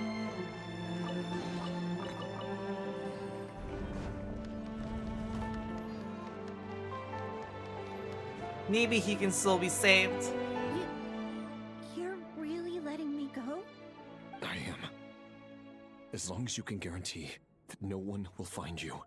Don't worry, I'll be extra careful. No one will know I was here. But what about you? Me? If you let me go, you won't be able to complete your mission, will you? Good point. In that case, maybe you should stay. No, please! I just want to see the outside world again. To... Go on living? Yes. I know you're a man of your word. So please, just let me go. If I let you leave, what will become of me? Just kidding. Go, now. But remember, don't let anyone know you were caught. We'll be seeing each other again very soon if you do. Even shadows in the dark must live by a code. But you can't save everyone. Oh my god, I think I might You've been whispering in my ear for days now, Vedavulnir. What are you trying to do? Break me down? I only say this because you long for an answer to your problems. Let her go, Rerir, or you risk losing everything. I will not abandon Thelindis. Then you'll need a little more vigilance and a lot more power. The world is changing, Rerir. Keep your eyes peeled for your moment of opportunity. He's actually helping him, kind of? This used to be so unclear. But now I know exactly whose it is. It's Vedavulnir. He won't tell me how to actually resolve any of this, but he keeps trying to manipulate me like a puppet. Yeah, he could be totally baiting What's his him. game here? Tell me then. What will this moment of opportunity look like? And no answer. He's like a ghost. Always disturbing me when I'm on edge, but never answering when I need him most. So, the Eclipse Dynasty was purging, well, massacring the descendants of the Crimson Moon. And it seems like it was all connected to the Vinster King's research. The King's obsession with abyssal power left the future of Conria hanging in the balance. No wonder every aspect of Rerir's life was so unstable. And it looks like this Thelindis, Rerir's would-be fiancée, herself belonged to a sub-branch of the Crimson Moon Dynasty's descendants. It almost defies belief that a couple like them could hide the truth from each other for so long. If the Vinster King hadn't intervened in such a drastic way, they might have gone on deceiving each other for the rest of their lives. And why does Vedavulnir, Daneslif's older brother, keep talking in Rerir's head? This guy kept more secrets than I ever imagined. The human mind is like a vast desert of shifting sands. When you follow the flow of someone's memories, you only ever see the parts they're willing to let surface. Time for something a bit more creative. We've been inside Rerir's mind this whole time, building up a picture of his psyche. But there's already enough clues on the board to start reading between the lines and mapping out the rest. Now, we can finally begin to put the pieces together. Sure, it'll only be a reconstruction, part simulation, part reasoning, but it's usually pretty accurate. Once we've built up a cognitive profile, we just need to cross-check the logic behind his actions. And then we'll be able to take a sneak peek at whatever it is that Rerir has really been hiding.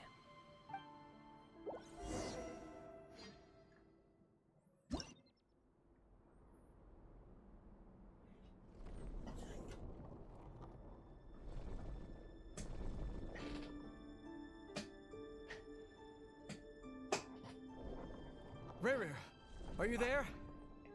Tilt my chair back. Thank God. Oh, this is gonna help me. Moving pieces consumes action points. When all your action points are used up, you'll be returned to the previous save point. Okay.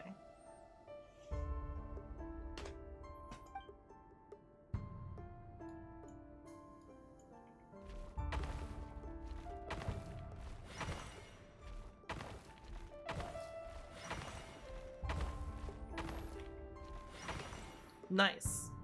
Hey, Rerir! Come out, it's urgent! Dane? Dane? What's wrong? Quick, come with me. I'll explain everything once we've met up with the others. Okay. I'll come. But the Lindis is still over at the Universitas. I'll need to leave her a note. All right then, but make it quick. I've never seen Dane so worked up before. Whatever this is, it must be big trouble. The king gouged out his brother's eyes because he knew that he was helping Rerir. And then because of that, that one little girl escaped. That's exactly what happened.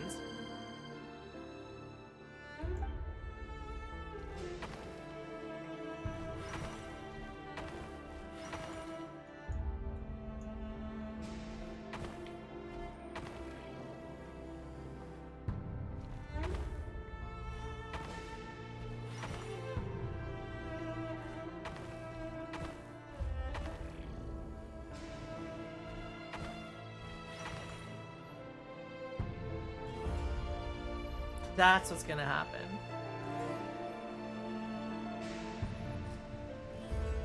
Well, this is a nice change. Rhine meeting you daughter. all at this hour. When men and women of ambition can speak face to face in broad daylight, I say that's a big step forward for our dear Conria. Don't be ridiculous. Surdologi? We do not fear the day. Why would we seek refuge in the night? You might ask your blade that same question. I'm told it prefers the cover of darkness. The word on the street is that Surdologi only strikes when he has an unfair advantage. But that is patently false. I see you're missing an arm and a leg. Surely only a fair fight could explain that. If this is your way of offering me replacement limbs, believe me, I'll take them. Oh, we can certainly discuss that. With bioalchemy, anything is possible. Assuming I have your full support in my research. Lunatic. Lunatic? Jesus Rocketeer. Christ. What brings you here? Why, Dainsliff, of course. He invited me. Please, cast aside your apprehensions, Miss Rhine-daughter. Whatever the rumors may say, I am but a humble servant of the king, and I can assure you he affords me no greater convenience than he does you. Well, the Universitas Magistrorum won't stop fawning over you. So at least some of the rumors must be true. You're clearly doing well for yourself, so drop the humble servant act. It endears you to no one. You're president of the Universitas Magistrorum, the chief royal mage known as the Wise by royal appointment, and by far the most favored among the 4 pillars of Conria. Vice President Veet doesn't even try to hide his envy when he sees you. My success is the product of hard work and good luck. It's as simple as that. Were the king not such an extremist, I hardly think I would have received a senior post at my age. Of course, no job is without its gripes. Serving a king like ours can be a challenging task, as I'm sure you can imagine. And as for Efterveet, in missing out on the presidency, he's dodged a mountain of stress. Like everything else in life, it comes with pros and cons. Pros and cons. You're all here. I apologize for the short notice, but it was an emergency.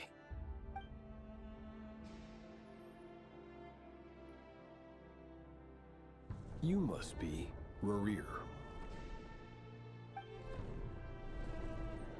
Mr. Surdologi. Yes, I handled your case file during your sentencing. Nothing personal, of course. I'm pleasantly surprised that you remember me. You're clearly a person of substance if you've been invited here. But Dainsliff, you'd better have a very good reason for convening this little gathering.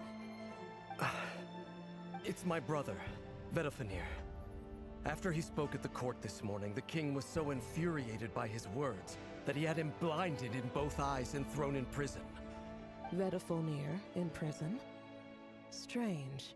I thought the king trusted him and Horoptatyr more than anyone else in the world. Does this mean the king's circle of trust just got even smaller? It has nothing to do with trust. It's about what the king wants, which is as clear as day to anyone paying attention. I simply appease him, because it's in the best interests of the Universitas Magistrorum. And also because you're slimy. Vedafenir, perhaps less so. But still, a visionless visionary?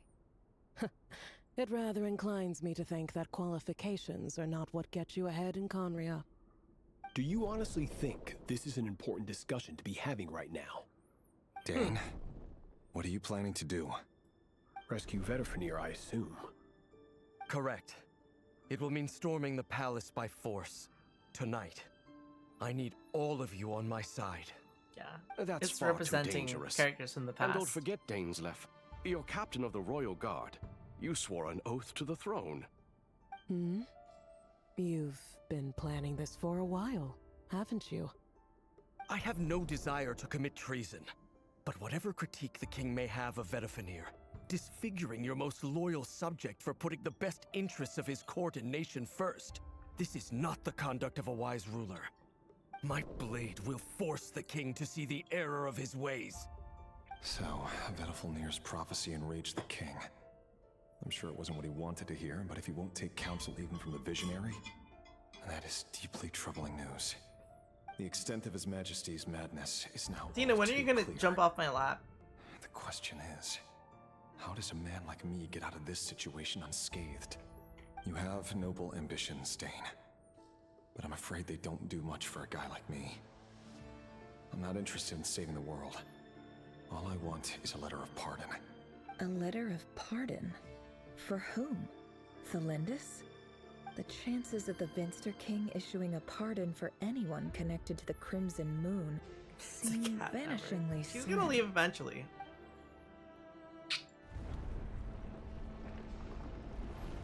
Right, Athena? What is this? This black fog over the board must have some connection to Thelindis. But another mystery.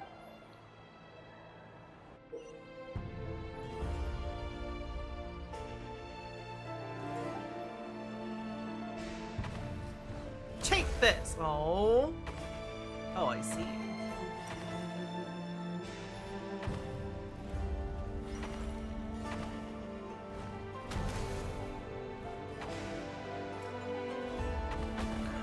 No, I'm dead.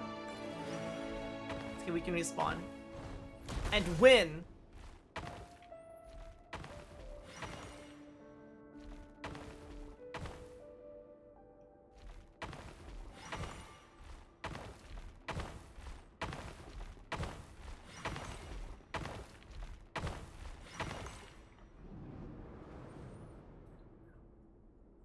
She knows I like it when she stays on my lap.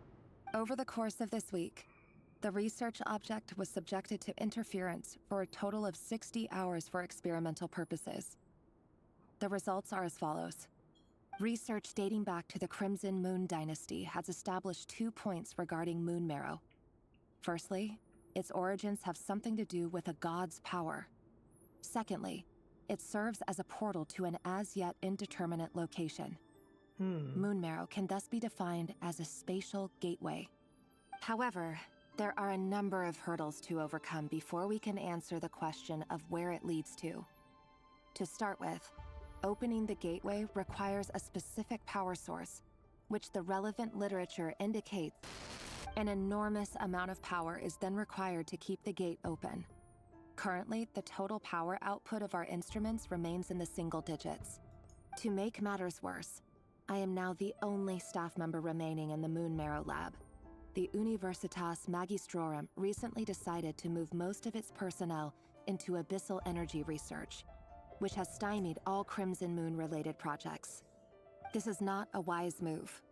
I have always maintained that placing all our hopes in a single source of power is risky, especially one as poorly understood as this.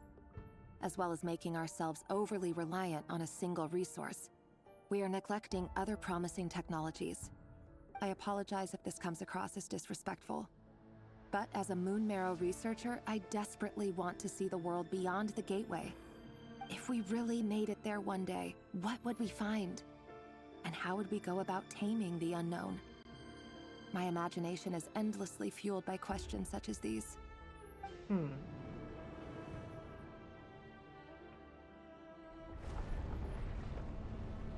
Is today Sunday? Today is Sunday, isn't it? Damn, dude. Feels like the weekend just blew by. I've been here like for such a holy shit, dude. Okay, where do we have to go?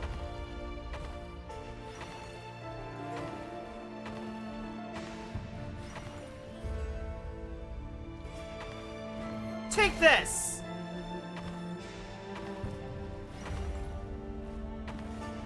Idiot!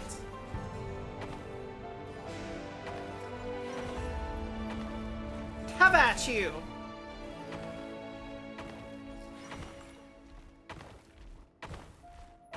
Yeah, I'm working tomorrow.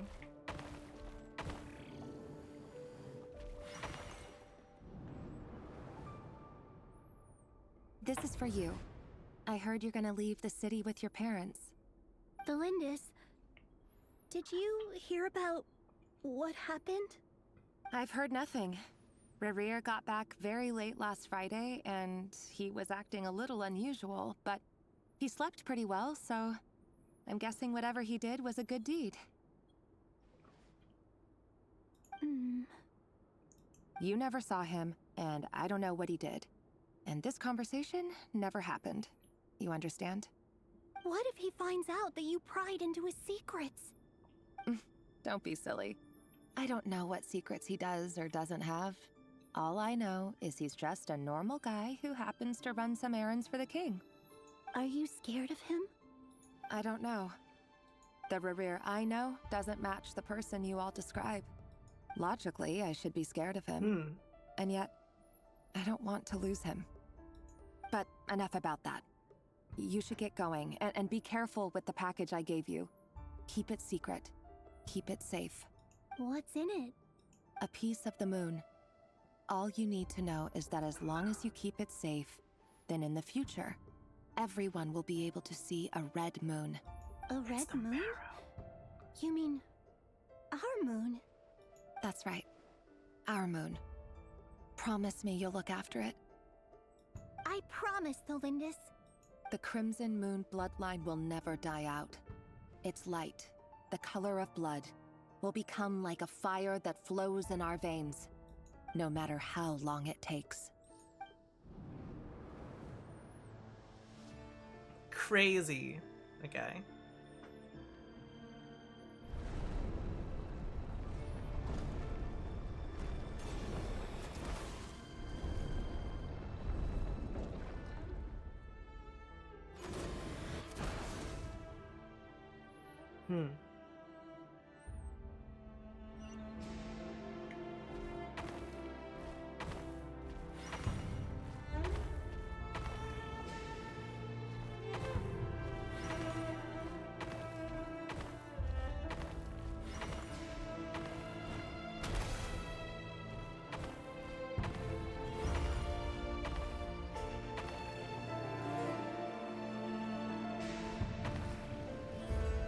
No, we're fucked.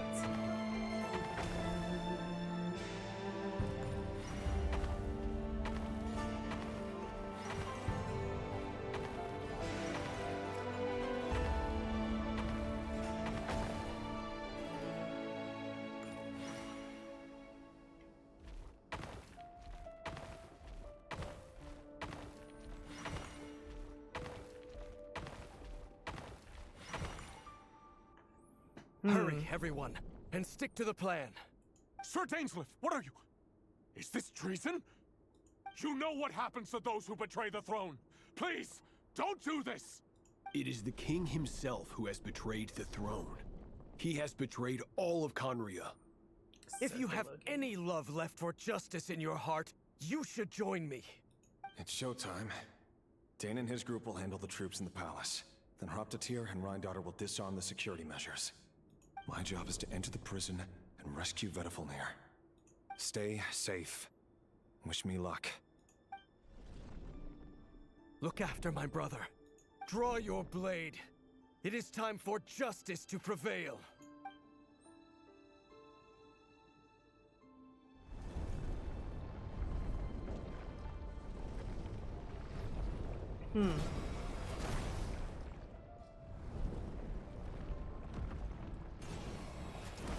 This is so interesting.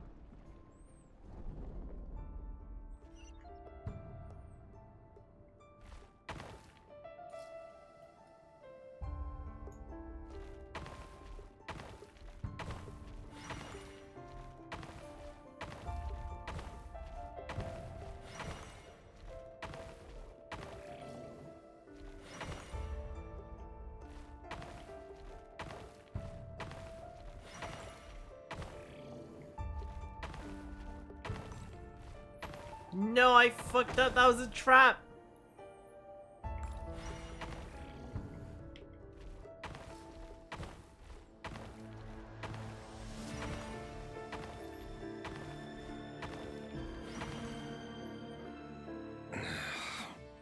This place is filthy.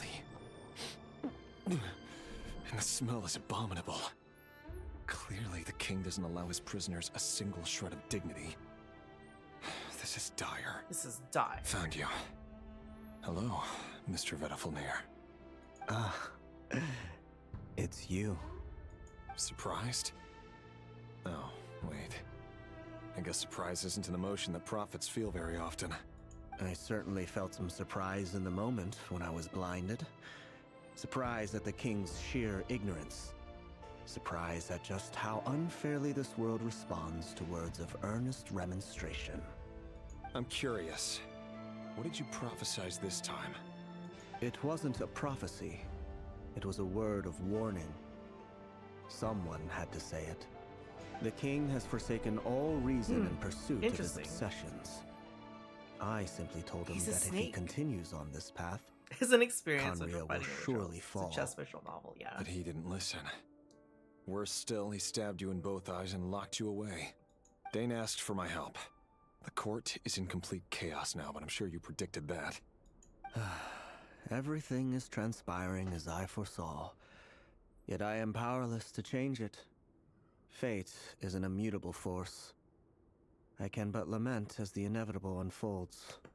That's right. I do wonder whether giving a man the power to see the future does nothing more for him than slowly crush his spirit. Forgive my curtness, Vedafilnir, but the king did not suddenly turn on you today. His suspicions have been brewing for a long time. You can't have wisdom beyond the reach of your fellow man without attracting his fear and suspicion. There are things the king does not want to see. So, he doesn't want you having visions of them either. He blinded you because he thought this would make the visions stop. He wasn't entirely wrong. I did indeed lose my power to see the future. Right up until... Until what? Just now. I believe I saw something new. Well, tonight could go a lot of different ways.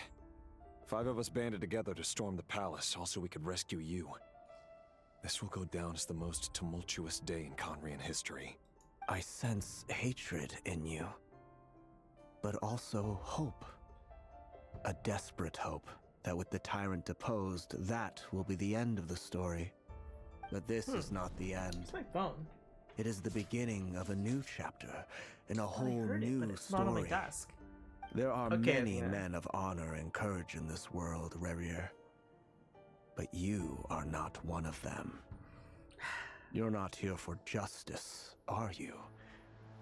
You're here for yourself. Yes, he is. Is that a dagger? Interesting. Why not the polearm? It was always your weapon of choice. With your abilities, I don't doubt that you were able to recover some of your sight. But I also doubt that you want to make an enemy of me right now. Of course not. We're on the same side, aren't we?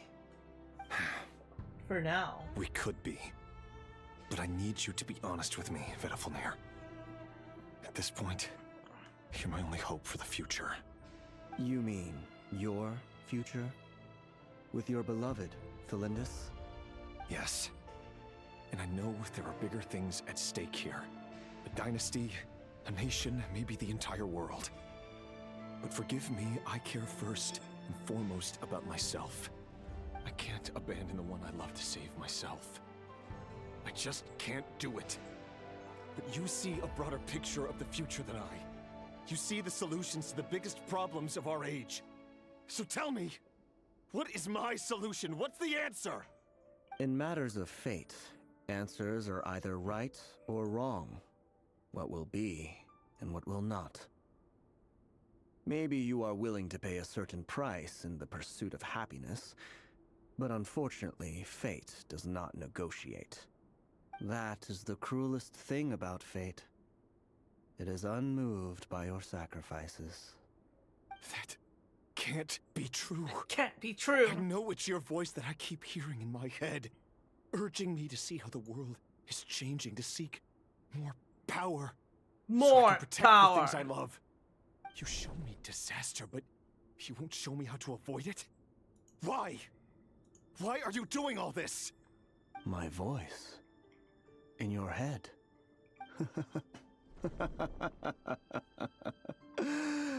So, you hear it too? The voice that steals your mind, gains your trust, and drives you crazy. It turns out that we are not so different, you and I. Vedifilnir just broke into the strangest smile I've ever seen in my life, as if he'd discovered some monumental secret. But then he suddenly switched to looking extremely weary. Very well then. My advice to you is as follows. You must persevere. Whatever trials and tribulations you may face, be steadfast in the belief that they are your path to the future. For as long as you live, your story with Thelindis shall not come to an end. That is the only chance you have of fighting back against fate. Damn. It is up to you whether you believe my words. Regardless, that is all I will say on the matter. They moved Athena, but then she didn't leave my I have no lap. right to intervene any further. This is crazy, dude. Hold you to your word. Thank you for setting me free. In return, I will tell you one more thing that you cannot afford to ignore. Just then, a strange wave of energy rippled through the city. We had no idea what it could mean. If I were you, I would head to the Universitas Magistrorum. The Universitas? Oh no! I'm sure we'll be seeing each other again very soon, Rerir. Whatever Vedifilnir said, I didn't catch it. I didn't even help him out of the prison. There was no time to lose. Damn.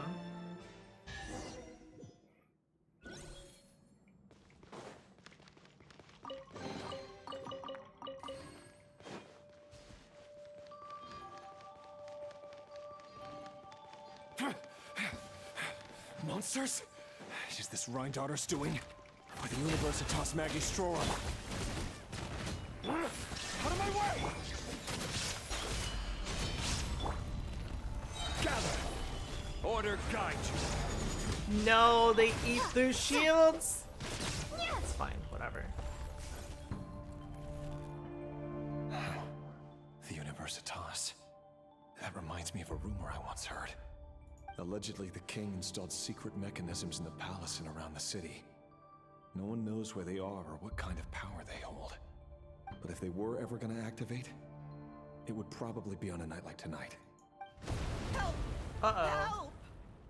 Hold on! Don't let them anywhere near you! Save me! I can't! Ah! That sounded like an explosion. So, the rumor is true?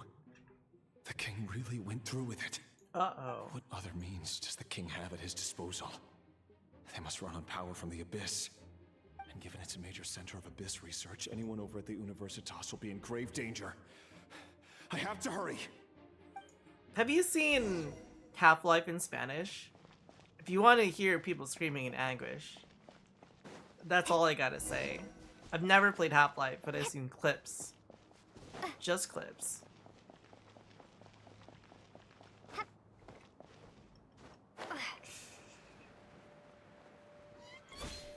You're gonna have to. It's fucking great, dude. There is no escape!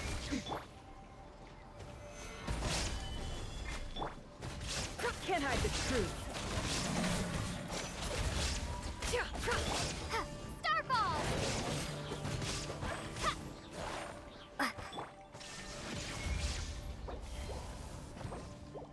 Wait. I don't have my food equipped.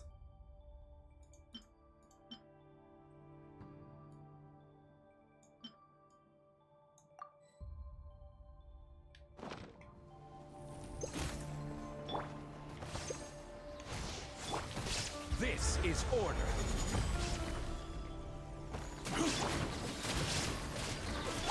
Shine down. Drop!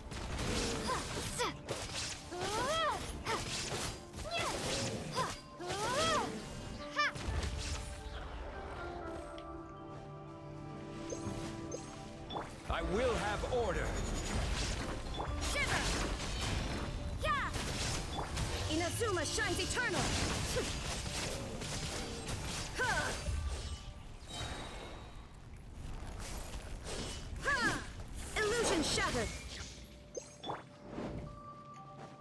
This is order.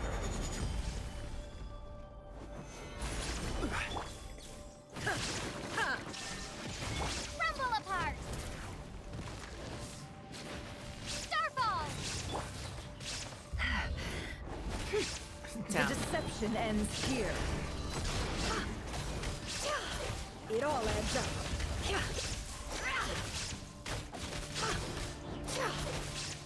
There is no escape. Torn to oblivion.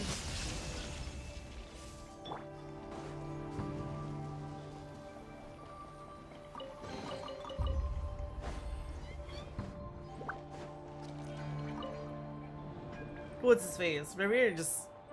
I guess he soloed all At of the those. Universitas Magistrorum? Why now? Oh no, they're coming.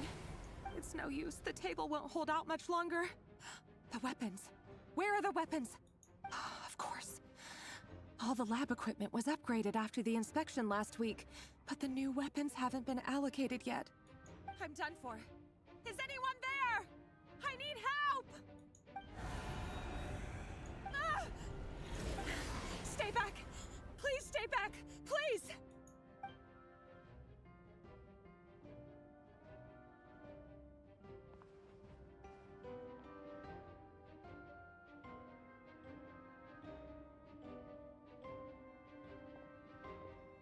The moonlight.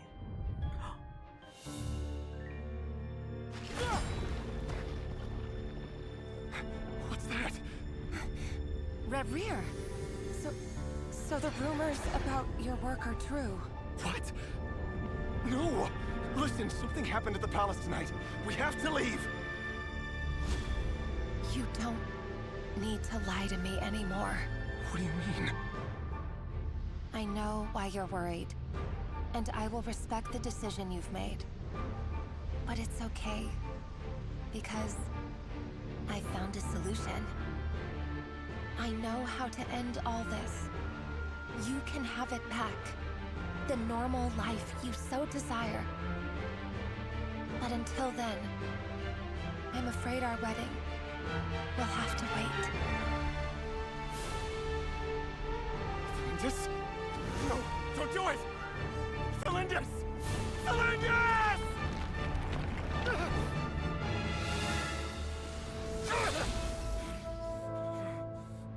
I told you, Revere. Let her go. You will find someone better. No! No, I won't do it! I have to save her! By what means exactly? A lowly pawn. You lack the power and the strength of will. Do you know a way? Tell me! Come to the palace. Join us.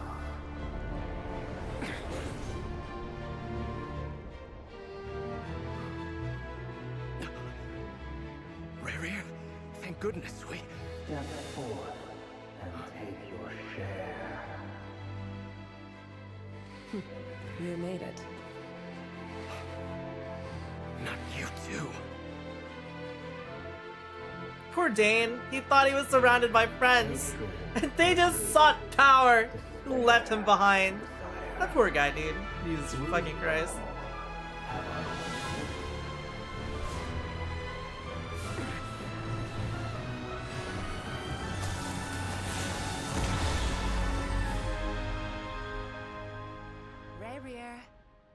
Revere. Cylindus? Were you daydreaming?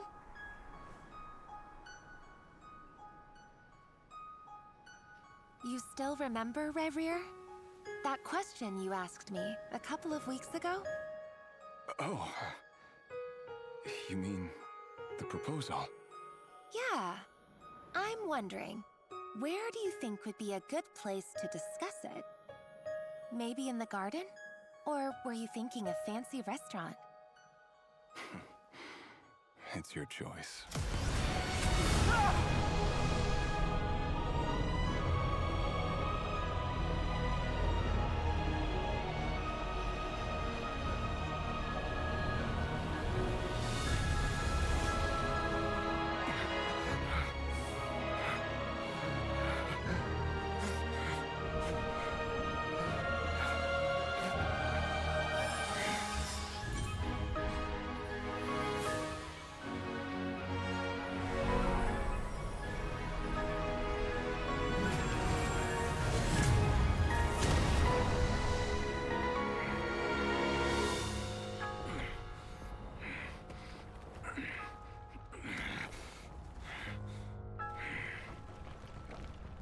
I will find you.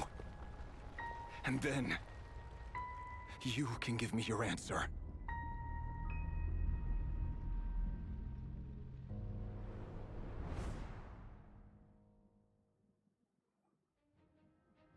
Damn, that was interestingly very intense. So that's how the Raker of Solnari was born. A monster created by circumstance is a monster all the same. Viewing other people's thoughts for too long can get uncomfortable. Right now, I'm feeling a strong sense of loathing. Interesting. In a nutshell, the story of Conria is what happens when the truth falls by the wayside. Everyone tells little white lies, and before long, you have a huge pack of lies that destroys everything. God damn, how long is this story? How much story did I miss? Oh my god, dude. It's filled with sorrow, but the tale of any fallen civilization is one of endless tragedy. Cruel as it may be, he's was the Conria's villain. Fate. They fucking Krai is fucking crazy, dude. What the fuck?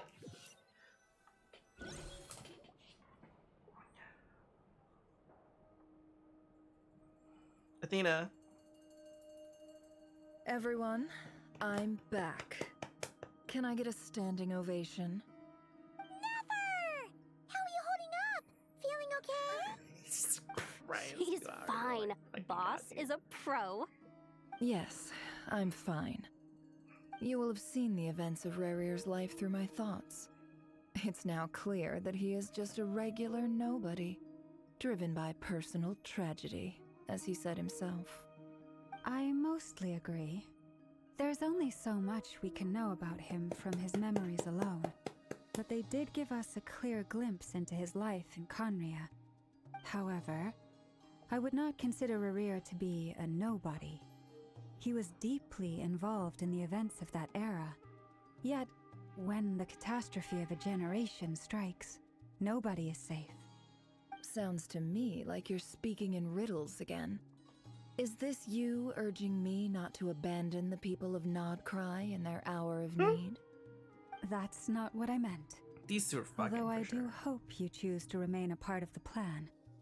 Without you, the mission ahead will be all but impossible. Then try to remember that I respond better to the carrot than the stick. And I don't appreciate being bossed around. Now, as for you, Missy, you were excellent. You stuck to the rules of the ceremony and kept your mouth shut the entire time. Bravo. Cool. So, can you fill me in on the deets now? Most of what I saw went right over my head. Patience. You'll hear the whole story, don't you worry. But let's meet up with the others first. It will save me narrating it twice. Oh my Yehoda? god. Yes, boss. Let me get that door for ya. That's more like it. For a moment there, I was worried you'd forgotten about the first clause of your employment contract. Forgive my curiosity, but what does the first clause say? What is the first clause? Says I gotta do the annoying stuff that boss is too lazy to do for herself. Like opening the door, pouring the tea, yada yada. Is that right? Oh my god. If something is in the contract, it's because she willingly agreed to it. Rest assured that the Curatorium abides by the very strictest of labor policies.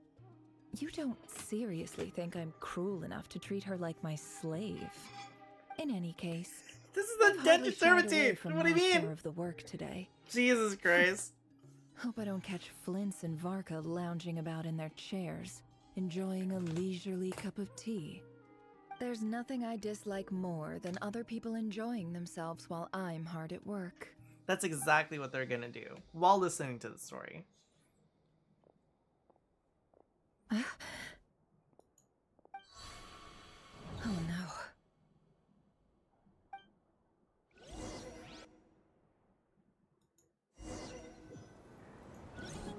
Give me Sorry to a disturb second. you, but we seem to have run into some trouble. Evidently so. Don't worry, I'm not about to leave you to fend for yourselves. I'm sorry? What did you hear me say? I wasn't talking about labor policy. Wait. How long have I been standing here? Not long. You just appeared by the door a moment ago.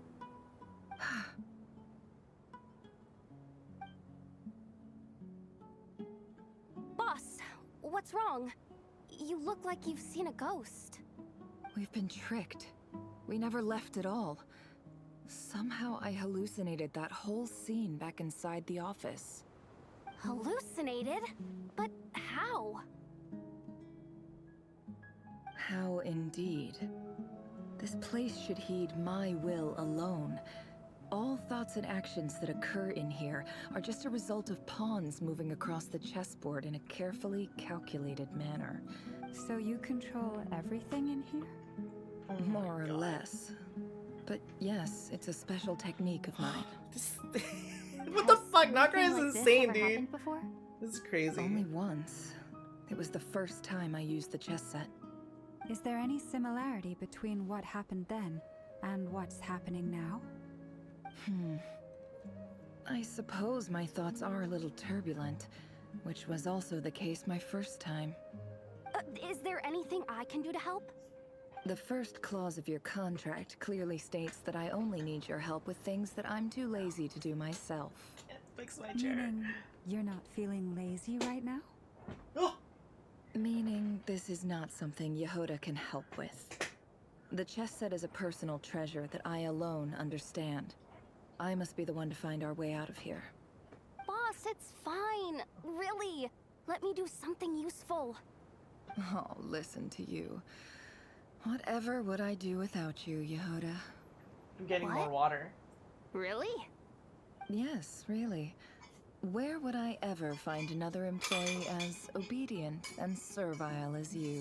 Obedient and servile? Anything ever happens to you? Excuse me? Oh, okay.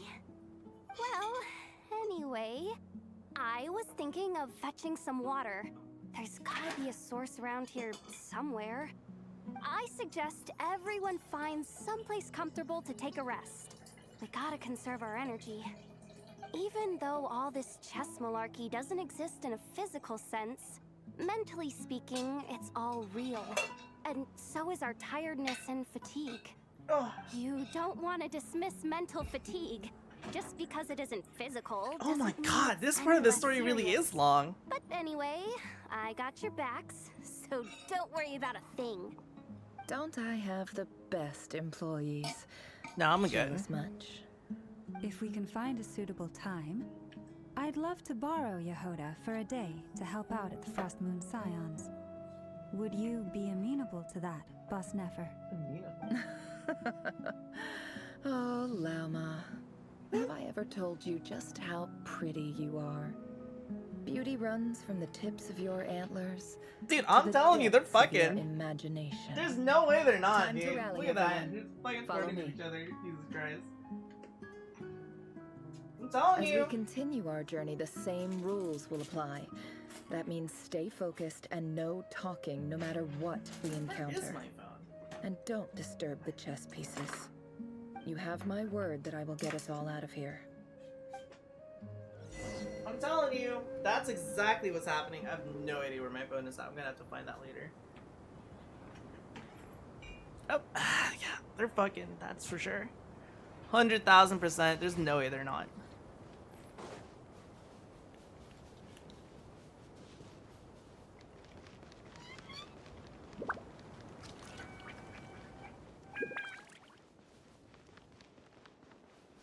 This place looks familiar. That's not a good sign. Why I isn't wasn't it a good expecting sign? visitors at this hour. Wait, is that? Oh, it's him. There you are. Sinue's been looking for you all day. I think he has some news for you. Oh yeah? What were you doing just now, Uncle Retinue? Hiding away some more loose change? What do you mean loose change? In her past? Come on, Uh-oh. I'm too old for this. This is gonna be embarrassing for Pretend her. you saw nothing. Uh-oh. She's like, you guys didn't see anything.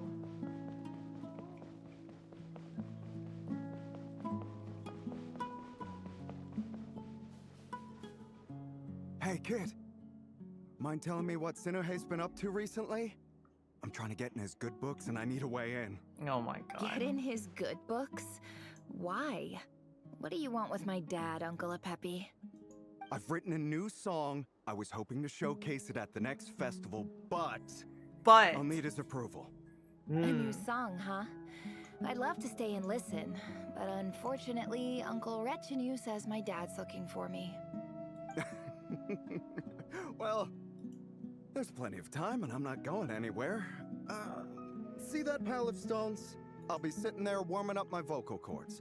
Come find me when you're done. Pile of stones. Got it. A pile of stones. Yeah.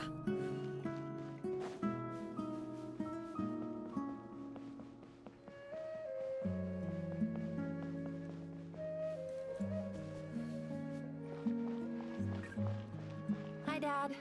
Uncle Retinue said you were looking for me.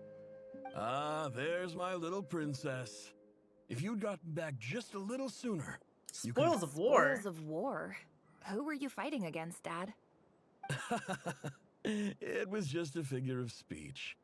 The aftermath of a sandstorm is no time to be waging war. I was talking about our war against thirst. I went out to fix our water supply problem, and now I'm back. Which means... We have a well again. That's right. I found a new one and brought back as much water as I could carry. It should last us for a good while. If it wasn't for these blasted animated this time. sandstorms, our wells wouldn't be caving in. You wouldn't be Sometimes spending all they your just time disappear. out searching for new water sources. As the chief of our tribe, I'm supposed to be leading us out of hardship and poverty, onto better things. You know how prosperous our ancestors were. I've told you all the stories. And look at us now, squeezed into these hovels. But things are looking up. I started working with some folks from the academia a few months back. They gave me some contacts in return for my assistance in the desert. So you're the academia's helper now? Special ambassador, they call it. Think of it as a partnership. It's nothing bad, okay? We've been isolated here in the desert for too long. Seeking opportunities elsewhere is the best thing for us, and the fastest way to progress. So, do you get anything good out of being a special ambassador? Of course. My luck's improving all the time. One day, I swear I'm gonna lead us out of this place. Some are new, some are better.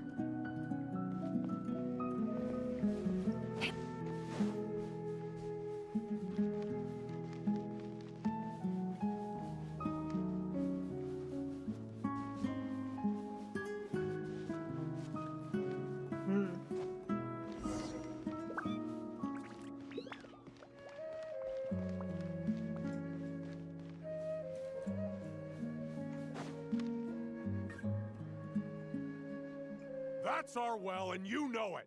You stole from us. Well, you've gone from chief to thief, and now you have to face the consequences. Uh-oh. Did you really think you could take our water without permission and get away with it? You're either brave, stupid, or both. And that special ambassador act? Yeah, nice try. We spoke to the academia. They said it was all news to them. You're a liar and a cheat. Damn. I heard Yehuda gasp, but I don't blame her. Most people are terrified by the sight of blood. Corpses strewn across the ground. The wounds are clearly from scimitars and daggers. The desert dwellers' weapons of choice. There's a handwritten note on the ground. Let's see what it says. Halil, this is Sinuhe, chief of the Shimti tribe. Surely you remember me. I was the one who helped you and your colleagues avoid the quicksand in the desert. This is my second time writing to you. I assume my last letter must have gotten lost in the mail, as I didn't receive a reply. I hope this one makes it to you safely. I'm writing to you because I need some help. That sandstorm the other day completely blocked up our well. forcing me to look for another water source in Iab and Unut territory. It was a matter of survival. Praise the gods. The well of the Iab tribe was intact. It was my last resort. I drew what water I could and left, but not without being spotted. I fear they will retaliate. You told me to write to you if I ever needed help. You said you'd be my ally in the academia. I urgently need you to formally recognize my title of Special Ambassador and send some of your people to assist me for a few days. It's the only way I can convince them that this was the academia's decision and prevent them from retaliating. This is an emergency. Please send help as soon as possible. Looks like this letter never got sent. The writer died a grisly death, and the letter was trampled into the ground.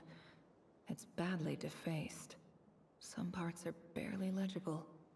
What a ridiculous lie the surviving Shimti tell. Their whole village was butchered over a sip of water.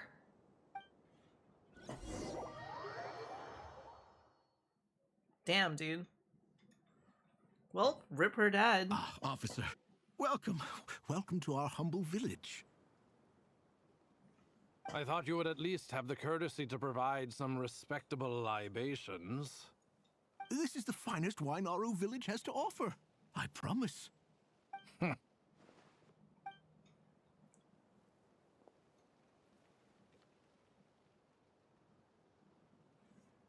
The Academia has agreed to reserve a single space for a candidate from your village. But I remain skeptical of this entire endeavor. I highly doubt anyone in this desert possesses serious academic potential. Please, have faith. If not in us, then in our god. The child we found shows great promise. I beg you, take her away from this place. Give her a chance. Don't let her talent go to waste.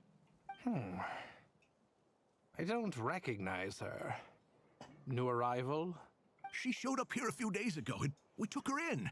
She's a really bright kid. Please help. I'm begging you. Wow. So, where are you They're letting this from? newcomer have this opportunity? That's special. crazy. Just a sand dune. What about the rest of your family? How many of you are there? Just the one. It's only you? Correct. So, no brothers, no sisters, no mother or father?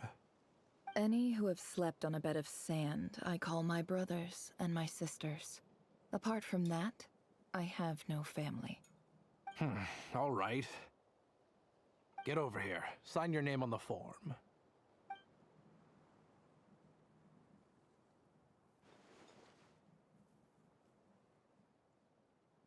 Never?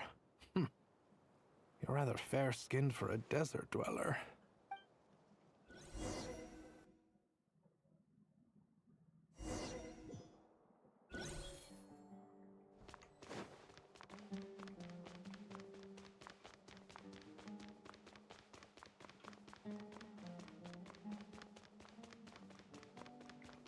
Wait. We have to go here. Who is the advisor? Where is my Nefer, this term's assignments have been issued already. Please read through the materials thoroughly, conduct your own additional research, and then write an essay on the topic. Yes, Professor, I'm aware. I just had a couple more questions I wanted to get your perspective on. Oh? Please ask away. Well, I saw the other students' problem sheets, and I couldn't help but notice that my assignment is much easier than theirs. Do you really think I'm a weak student? A weak student? Goodness, no. Quite the opposite. You have a sharp mind.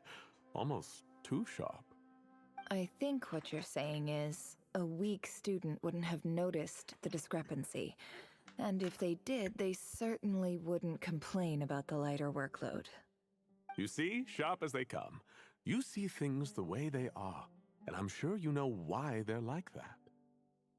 Because of where I come from. Because I'm different. I'm sorry, Nefer. I don't like it any more than you do. It's just... Anyway, you said you had a couple of questions. What's the other one? I wanted to check. If someone sent me a letter to the Academia, where do I go to collect it? Ah, your family wrote to you. Well, as long as they put your name on the envelope, someone should hand it right to you. Not exactly. It's not even a recent letter. I was just curious where the mail would end up if no one collects it. The House of Dana, I expect. I know there's a box for unclaimed mail somewhere in there, probably sitting on a shelf. Whatever you're looking for, that'd be the place to start. Okay, got it. Thank you, Professor. Oh, don't mention it. Honestly, I feel like I failed you. I'm supposed to be your teacher, but I haven't taught you anything. Hey, don't say that. You're a great teacher, and you do your best for all your students. But the rules are the rules. You're not allowed to teach students like me. It's not just the Academia either. The whole world bends over backwards for the successful, and leaves the losers to suffer and die. Oh, my dear child. Don't tell me you've given up on life already. I haven't. I just think that if you want to make it in this world, you have to find a way to become successful.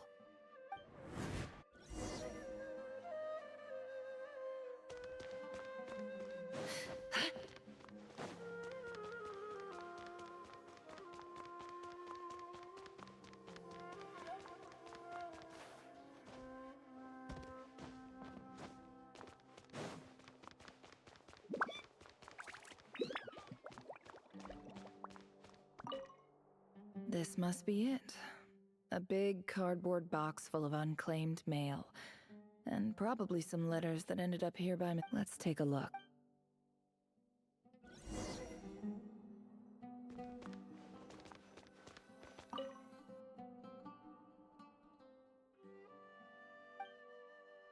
A dilapidation survey from Port Ormos. Looks like it's from a Core of 30 representative. What a strange thought. A bunch of mercs losing sleep over rundown buildings. This one was never even opened. I guess the recipient didn't care what the Core of 30 had to say about anything. Who was it addressed to? I don't recognize the name. This one is addressed to the Immorta Sage. The title is Changes Observed in Satyavada Life Symptoms. Why do all these letters read like full-blown dissertations? Guided by the incense, we became lost somewhere in the forest. All the barriers between levels of consciousness disappeared as our mind. In clinical terms, these symptoms fit the description of incense poisoning. The Immorta Darshan strictly... For example, my neighbor who always breaks out into song and dance after using incense. This seems like something the Academia would want to know about. Why wasn't it collected? Wait, what's this written on the note says, the sender authored this letter while under the influence of mushrooms. I would send it back, but no return address was provided.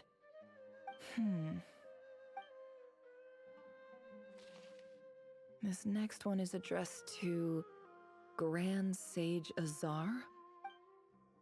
A few words of protest regarding recent changes in recent years, the Academia has taken on a small number of students from the desert region, as per the policy to this effect. However, it appears to me that these students have not, in fact, been provided with educational opportunities that are, in any meaningful sense, equal to those enjoyed by their peers, as well as receiving dumbed-down assignments and perfunctory tutoring. They do not even have full access to the Akasha system. Education is the fundamental purpose of this institution, which should go without saying in a nation whose founding virtues are knowledge and wisdom. I ask you, is the lip service we pay to the policy of education for desert students truly the standard of pedagogy to which the academia aspires? As Grand Sage, policy decisions are your prerogative, but do not forget your roots. You and I were once students too, as was everyone else in this institution. I do hope you will give some serious attention to this matter. Great letter. Shame it didn't get to where it needed to go. And the sender is... Huh?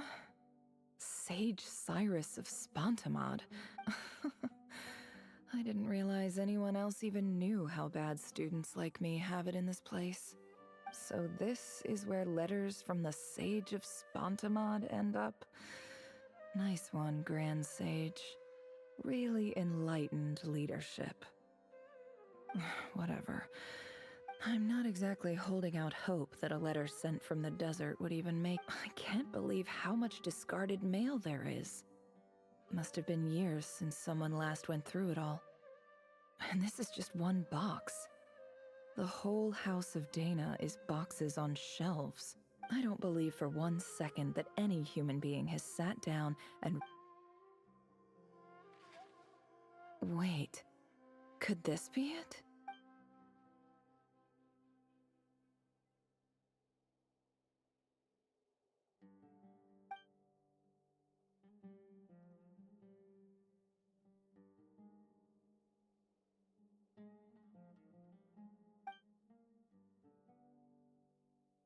Greetings, Halil. My name is Sinue, chief of the Shimti tribe. I was the one who came to you and your colleague's aid when you ran into trouble in the Great Red Sand. I don't know how well you remember it now, but I brought you to safety and gave you some water and other supplies. You seemed very pleased and told me your name. In my tribe, learning a person's true name is serious business, and I therefore see you all as friends. You were kind enough to leave your contact details, so we could stay in touch. The Shimti tribe lives a harsh, nomadic existence in the desert. You were sympathetic towards my plight, promising to make me a special ambassador of the academia and help us find a way to make a better living. This brings me to my reason for writing. Our tribe has fallen on particularly hard times, and I would like to ask for your assistance. There was a terrible sandstorm a few days ago, which the Eob and Unut are descended from the Thamudians. While we trace our ancestry to Tulatala, we worship the Lord of Flowers and have had relatively good relations with our fellow tribes, up until now. I found a well belonging to the Eob tribe. They declined to help us, but I really had no other option. So I took some water to... When we met, you assured me that you would be my... That aside, the last time you were here, you mentioned that the academia had started accepting students from the desert. And I told you a little about my daughter, Nefer. We have next to no resources here in the desert, and my power and influence are limited. From the outset, the academia never took you seriously. Those things they promised were just empty words. I doubt they even remember the name Sinue. And you were so emphatic that your luck had finally changed for the better. You swore you'd lead us to a better place one day. You spoke with such conviction, like you were the most powerful chief in the whole desert. You liar. You lied about everything. You promised the world and delivered on none of it. And who fell for it? Just me, by the looks of it. Despite your best efforts. Which makes you a pathetic liar. You weren't even any good at it. I think I'll take over from here. Let me show you how it's done.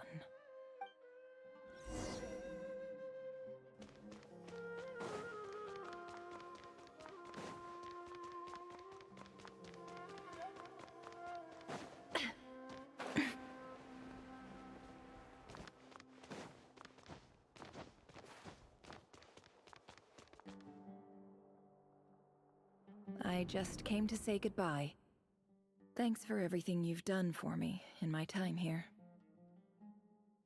Nefer? You packed your bags. Where are you going? I'm quitting. Something's come up in my hometown. Gonna head back and deal with it. Huh? But this was a hard-won opportunity for you. You know that better than I do. It was, but it doesn't matter. I have more important things to deal with and they can't wait. Oh, and I didn't want to overfill my bags, so I left some incense on your desk. What's wrong? I thought you liked incense. Although, I did read somewhere in the House of Dana that it has hallucinogenic effects. Don't use it all at once, alright? Isn't this the stuff you brought from your hometown? You're just letting me have it? But you said it's a rare and valuable commodity. Yeah, about that. I lied. It's not rare at all. There's this bunch of ruins near my hometown that are practically overgrown with this plant. It's not worth much. Keep it, it's fine. But Nefer... Alright, that's all from me. You take care.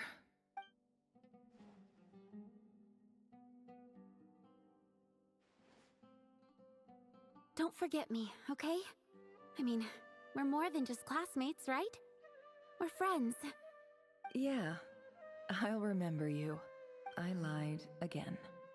That incense is worth a fortune, and it's a rare find even in those ruins. And as for remembering her, I have far too much to do when I get back. No time to reminisce. I'll be lucky if I even make it through this alive. But either way, I expect I'll forget you pretty quickly.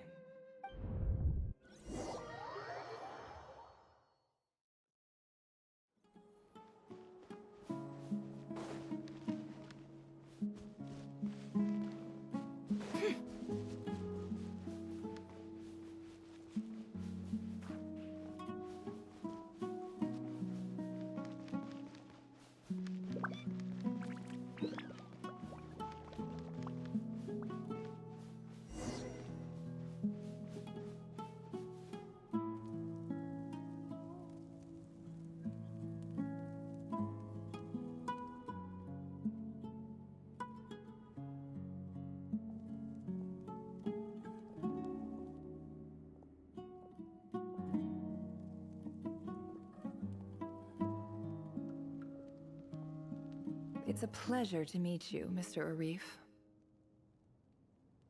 So, what does the Academia want?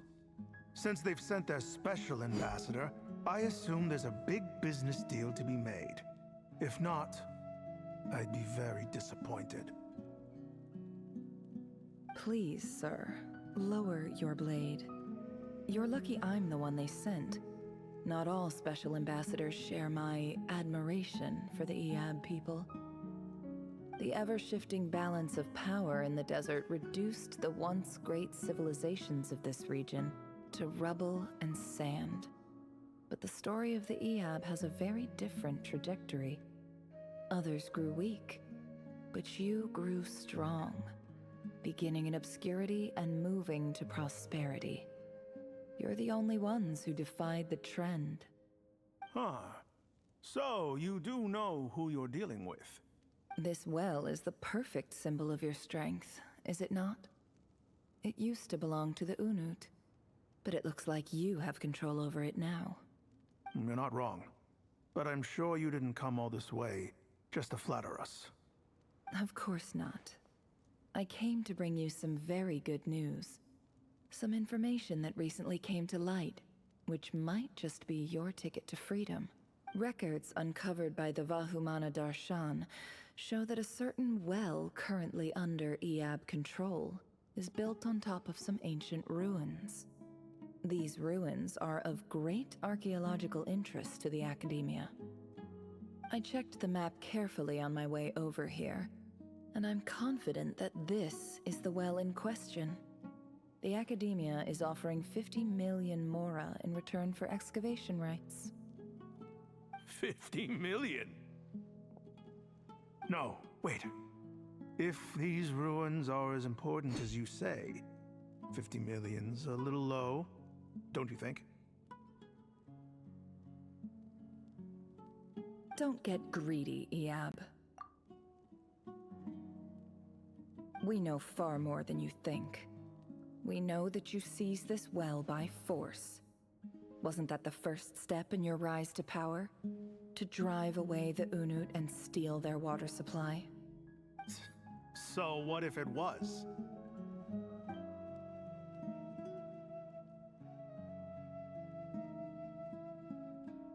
Don't worry.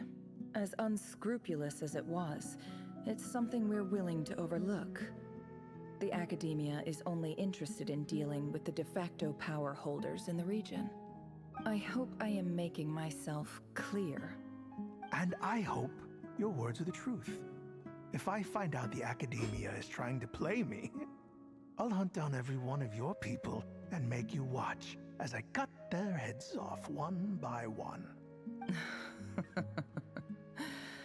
I assure you, Chief, that would not be in your long-term interests.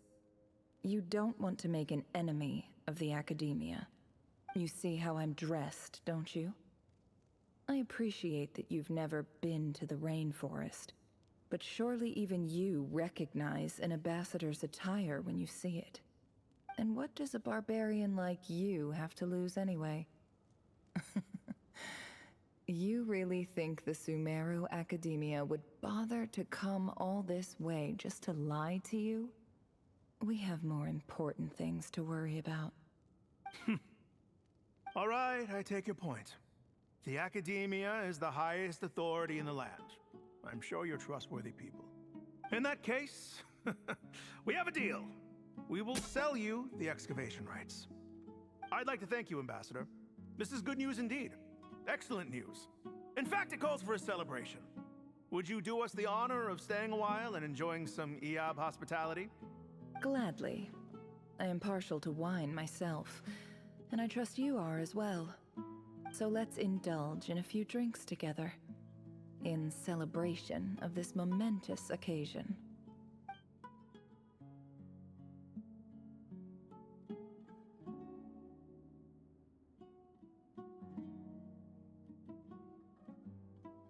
Chief! Chief, it's an emergency! It's the Unut. They've taken the well. What? Well, don't just stand there. Take it back. Yes, Chief. I have every confidence in the Iab's military superiority, and yet... What is it? The Unut's response was alarmingly fast. The day after we reach a deal, they seize the well. This can't be a coincidence. Perhaps there is a traitor in your midst. I don't think so. I am obliged to remind you, Chief, that the Academia will only deal with the de facto power holders. If you cannot regain control over the well, I'm afraid you won't see a single mora of that 50 million. No! Please, Ambassador, just give me some time. I swear the Unut will not get away with this. That well is ours, and so is the Mora. Glad to hear it. I will wait here for an update.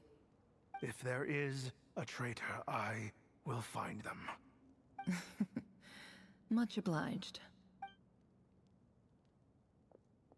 Wow. All it took was a few words and I've got him wrapped around my finger. What an amazing feeling. So, in summary, Ambassador, the Academia would rather negotiate with our tribe instead of the Iab, yes? The Iab are ruthless murderers who don't listen to reason. And now they have the gall to interfere in our research projects in the desert region. So let me ask you, Chief, if you were the Academia, what would you do? Kill them all, of course. Precisely. The Academia does not tolerate those who stand in our way. The Iab have held back our academic pursuits for too long, and our patience is wearing thin. At the same time, there is simply no way that the Academia can be seen to be intervening in desert affairs. I'm sure you understand where I'm coming from. We have our own rules out here. If the rainforest dwellers raised arms against a desert tribe, you'd start a bloody war. Right. We can't confront them ourselves, but we can support their enemies. The Unut have always had strained relations with the Iab, which makes you our natural allies. Natural allies? Weren't the Iab your allies once? You were quick to send them after us to protect your interests back when we stole that water. And now look at you. You're at each other's throats. Let me be clear. The Academia wishes to collaborate with the legally recognized rulers of the desert in this matter. We are asking for excavation rights to that well, and our offer is 50 million mora. Say no more. I believe we have an understanding. Good. Then I suggest you get to work. Get us access to that well, and the mora's yours. You see, Dad? Lying is easy when you know how. People will believe anything.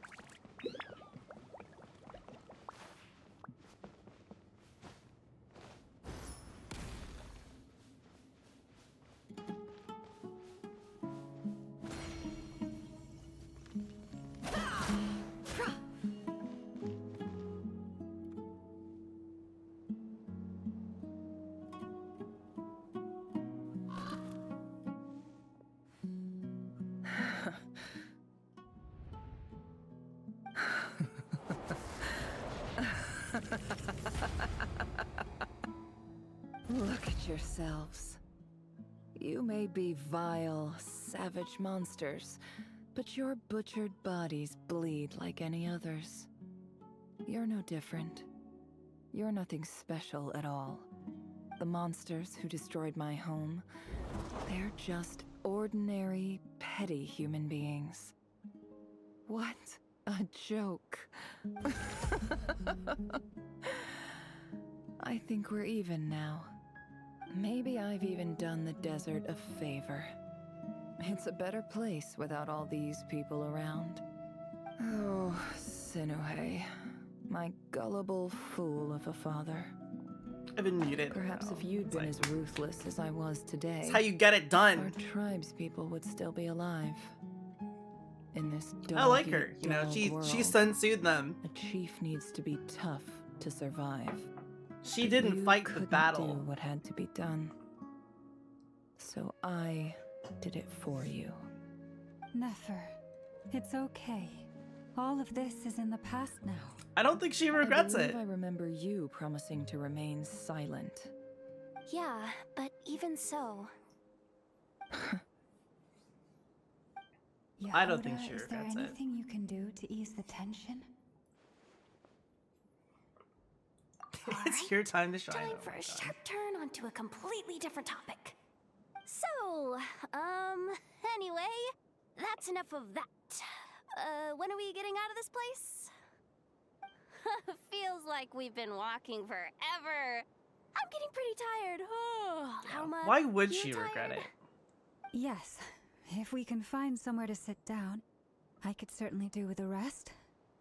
It's not far now. There should be a temple just up ahead. Oh my god, we're still not done? Oh, I guess I didn't finish this today. Really?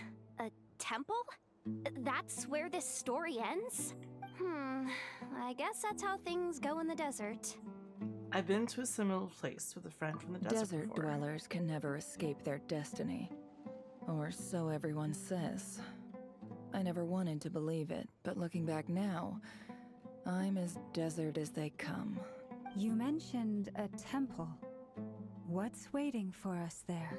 My biggest trade secret of all. What can it be?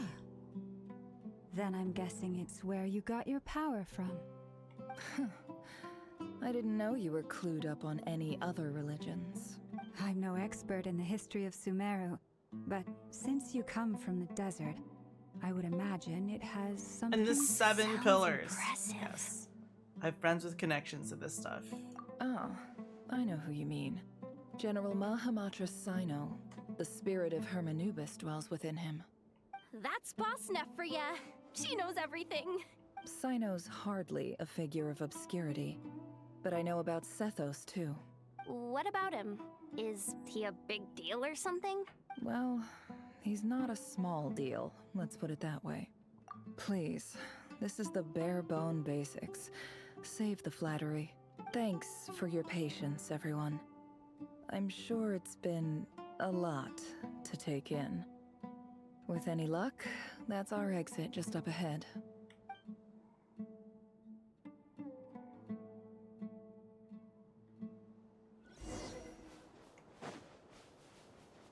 Oh my god, we're almost done. We're almost free. How much more story do I have to do?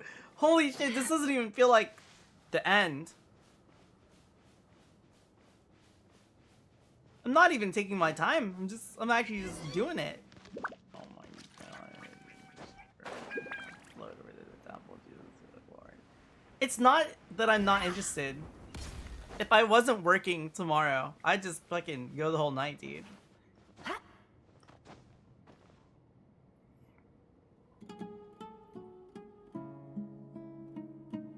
Uh-oh. Uh-oh. Uh-oh. I'm totally out of my depth here.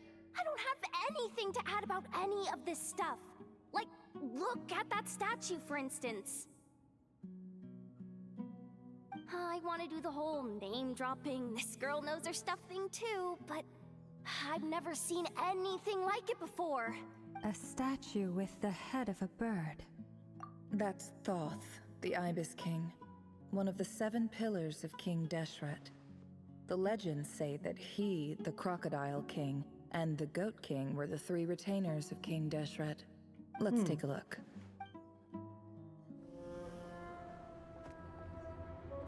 Cutscene.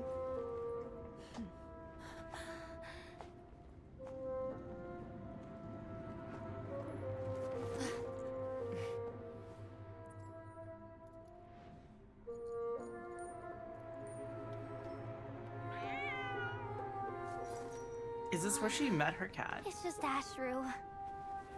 So, all is well?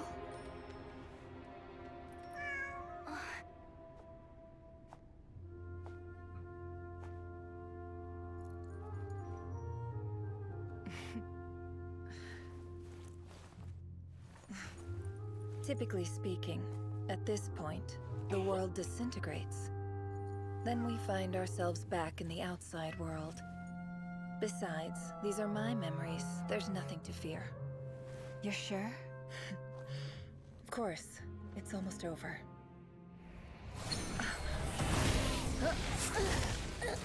Uh-oh.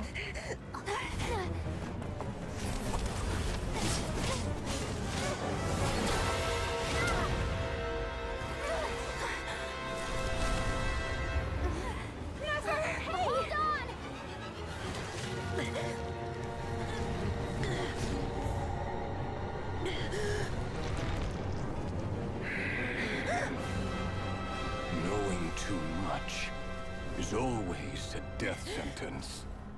Speak for yourself.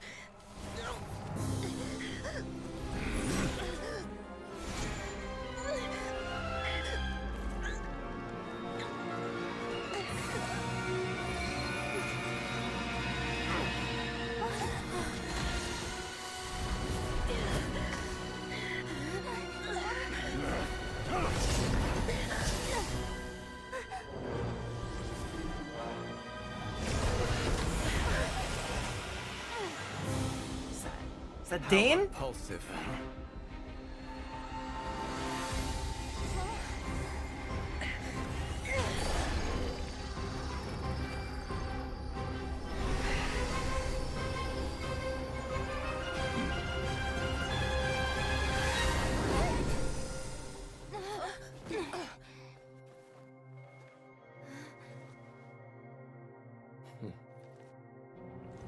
I guess Paimon did a good job.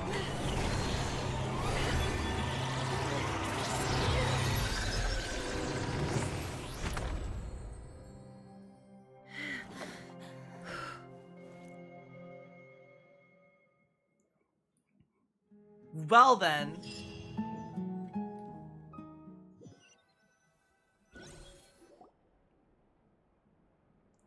Oh, that was an adventure? Well, Jesus fucking Christ. Okay. He certainly did, thank it's you. okay. I'm just glad no one was hurt. Paimon noticed you doing something too, Dainsliff. Were you helping get them out? Of course. When I asked Nefer to conduct this investigation, I was not naive to the dangers involved. I had a duty to ensure your safety. Good to know your sense of justice is still intact after all these years. I take that to mean that you saw the truth. That comes as a great relief. I certainly did. And thanks to your help, I also managed to trap Rerir inside the chess set. Whoa, really? How'd you manage that? Well, to be honest, I sensed that something was wrong long before we made it to the temple.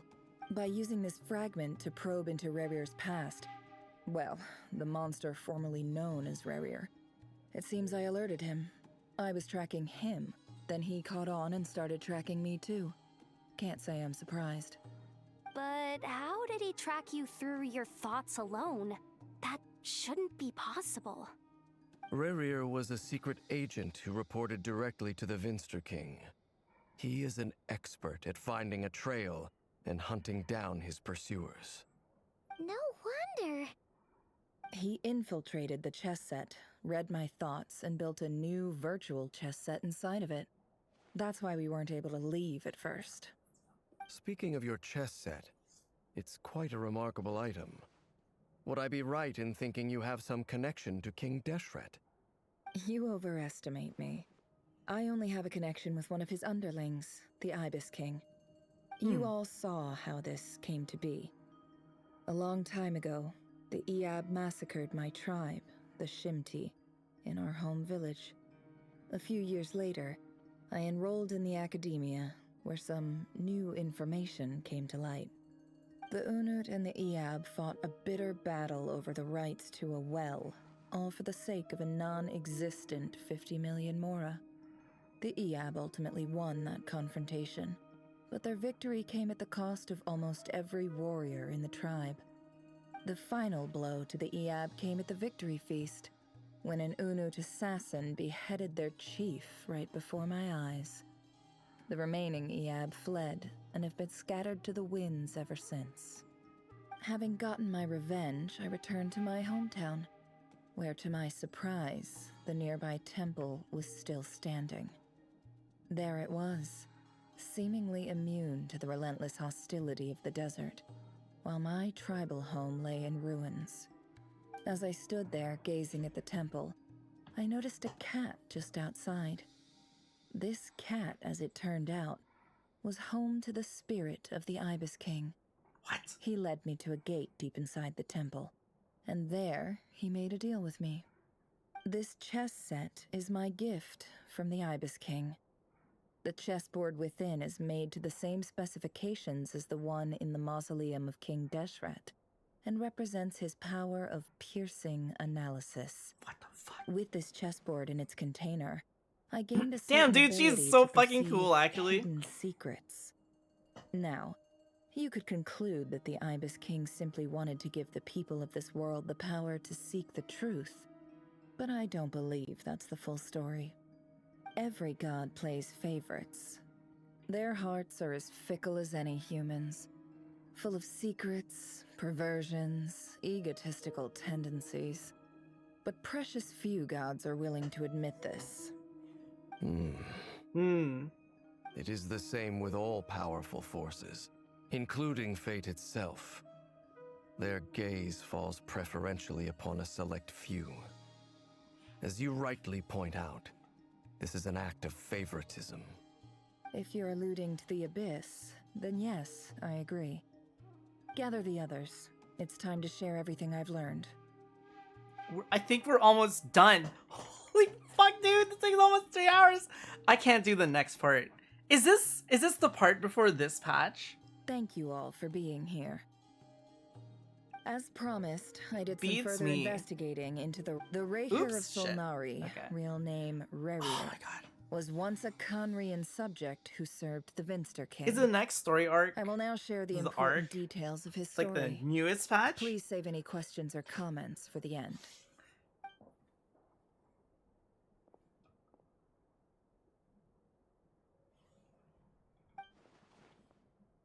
At the Vinster King's behest, he gathered intelligence and assassins, descendants of the Crimson Moon dynasty, unwilling to take down his beloved, Thelindis, who is secretly of Crimson Moon heritage. He then got dragged into court politics. But Erfalner's voice, which spoke to him of this fate, was like a reflection of the moon. Though he could disturb the waters to gain some temporary relief, he was powerless to erase it entirely. In contrast, Brerir's own life was like a reflection of a broken moon. Once the stormy winds of fate blew across the water's surface, it was utterly destroyed. Thelindis smuggled away a piece of the moon before disappearing to that mysterious portal. It was passed down through the ages, finally falling into the hands of the knave. But what lies on the other side of that portal? Is it really a whole other world? Thelindis never had the chance to share what she found there. Neither did Brerir, who followed her in. So that's why he's so obsessed with the moon. A tragic tale, to be sure. But it does not excuse his many transgressions. No matter how much Brerir suffered in the past, the fact remains that he is what we know today as the Wild Hunt, wreaking havoc upon innocent lives in Krai. He becomes more dangerous with each passing day. If left unchecked, it is simply Flint's a is matter so of time fucking before funny. all of He is Teyvat one of my suffers favorite the characters this patch, consequences. dude.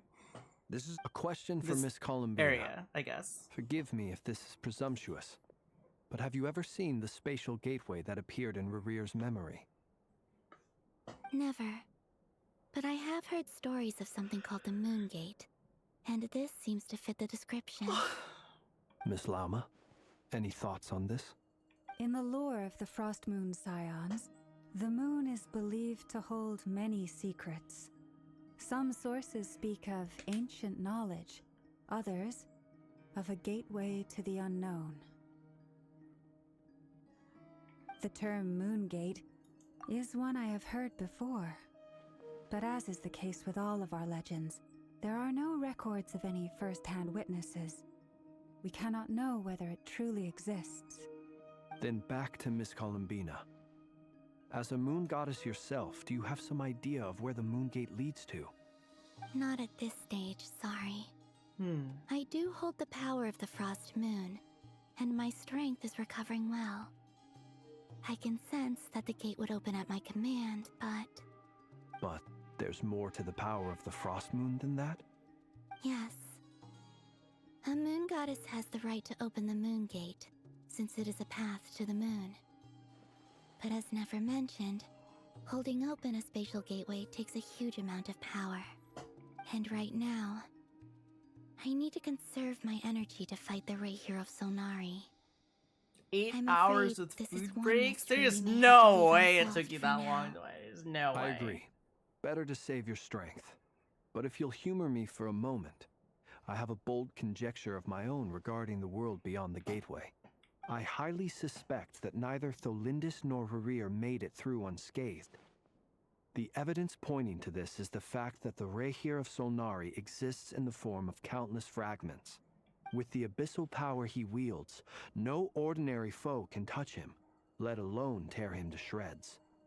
And yet, the Wild Hunt proliferates wherever his scattered fragments lie, drawing hordes of monsters to many different locations across the land. So your theory is that Rerir was physically torn to shreds by some powerful force? Hence, why the Wild Hunt is a distributed phenomenon, rather than a unified one? Makes sense to me. Explains why the Wild Hunt is so pervasive, and why he's been trying to piece himself back together. He was whole to begin with, and he wants to be whole again. Without the power of the Abyss on his side, he almost certainly would have perished the moment he was torn apart. But the Abyss, much like a curse, has kept him alive. I could not agree more. The power of the Abyss is most surely a curse. It is a compelling explanation, and one that accords with my present understanding of abyss creatures. Whether the life form in question is primitive or advanced, if a curse has extended its lifespan unnaturally, it will continue to survive in spite of everything. This raises some interesting questions. I will run some experiments and see if there is any validity to my suspicions. That being said, regardless of whether my research bears fruit, I would like to thank Miss Nefer for conducting such a thorough investigation. Already, it has greatly enriched my understanding of the entity we face. My pleasure, Mr. Albedo. I too hope that the information I have shared today proves useful as we look to formulate the next stage of our plan. Hey! What is it, Dainsliff? You look really upset. He's just brooding. It's okay, Fama. He's just brooding. It's just and angry. When I think of the man I once knew as Rerir, I struggle to understand why things had to turn out like this. He was killing orphans left and right. What do you mean? It's gonna take a toll on your mental at some point, or you're fucking crazy, dude. My heart goes out to you. Jesus Christ, Dane. Mine too. We can never know all the hows and whys of the way things are. The moon and stars are full of untold secrets and lies. And the skies are host to many more mysteries than these alone. Yet, none of that can begin to compare with the complexity of human life. Oh my God. Those are the first comforting words I've heard in a long time. Thank you both.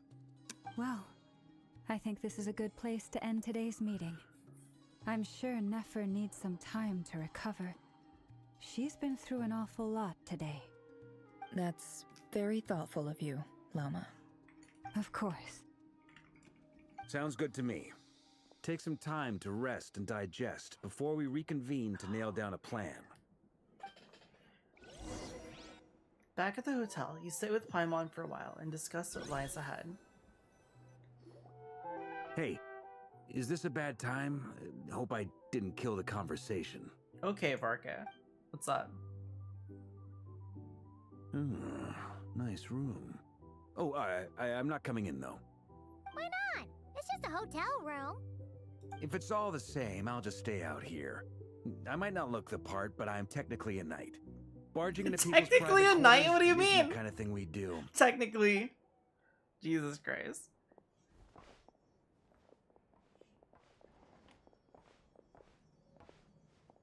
Anyway, Nefer went back to the curatorium to get some rest. But before she left, she shared some things with me that I thought you should be aware of. Firstly, although she managed to trap the Raker of Solnari inside her chess set, there's no guarantee that the power of the Ibis King is any match for one of the 5 sinners. Their powers are beyond our comprehension. It's only a matter of time before he finds a way to break out. We have to come up with a plan and take care of him before that happens. Honestly, Paimon figured that might be the case. So, how long have we got? Well, I asked her that same question. She talked for a long time, but for the most part, it seemed like she was trying to convince me how precious her chess set is. What a long and storied history it has. It felt like some kind of sales pitch, you know? That's the kind funny. You end up handing over Mora against your will. Anyway, after all that, she finally answered the question. 2 days, at most. 2 days? Holy moly! Can we even recruit enough help in that time? That remains to be seen. Which brings me to the second issue. Dainsliff is obviously conflicted about this whole thing. But given how little time we have, there's no way we can pull this off without his help. You have some history with him, right? Do you think maybe you could talk to him for us? I'll see what I can do. Great. Alright, on to item 3. So, Albedo, Durin, and I put our heads together and came up with a plan. Can't promise it's gonna work yet, but at least it's a start. We figured we'd bounce the idea off you first. We'll explore it further once everyone... Okay, what is it? Paimon's dying to hear... Alright, so... He lays out the current plan. It's a shocking plan, but nothing can faze the greatest traveler and the trustiest travel guide in Zevat. It doesn't take you long to get behind it. we felt a little uneasy about roping you into this. I mean, firstly, you're not locals, and secondly, none of us are your boss. You're I might well try within your rights to tomorrow. refuse if you so choose. Roping us in? Why would you even say that? We know the stakes here. It's all of us against the Rayher of Solnari, or none of us stand a chance. I choose my words very intentionally, I'll have you know. I like to think there's an art to striking a down-to-earth tone even when the stakes are through the roof. Sir Varka, I have a few thoughts about this plan. I'm all ears. I think we can be more flexible with how the roles are allocated. In my view, the most sensible lineup would be like this. What's the plan? They're actually keeping us, I the see player, your out of point now. this. But if that's how Unbelievable. we're going to approach this, you'd better make sure you're ready. To be clear, I don't doubt your abilities. Far from it. I just want to make sure. Are you really willing to take all this on? I want to do everything within my power. The Rayher of Solnari is a truly fearsome opponent, and if I do my part, it'll greatly reduce the risk for everyone else involved. Well, that tracks with what I've heard.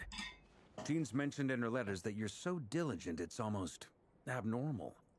As in, most people weigh up the risks and rewards in situations like this.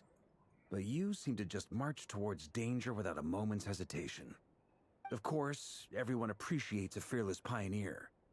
But all that aside, I'm the Grand Master of the Knights of Favonius, and you're our honorary knight. I want to make sure your courage doesn't come at the expense of your safety. Thank you, Sir Varka. I should be the one thanking you. It means a lot to have you on board. I'll give some serious thought to your suggestions.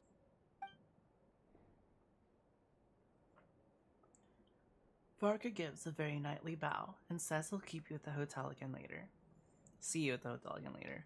He has arranged for everyone to meet and finalize the plan of action. In an effort to lighten the mood, he booked out the hotel for this meeting, so you could all chat over a drink. As the moon rises in the sky, you and Paimon leave your room, discussing whether Paimon has any other options than fruit juice. Everyone is already there waiting for you. They're chatting and smiling, clearly. The rest has done them good. As well as the existing crew, some unexpected help has arrived. Still, you remain conscious of the fact that the future of Krai rests on what is decided tonight. So many lives are at stake. You may never meet most of them, but whether they know it or not, all of them are counting on you.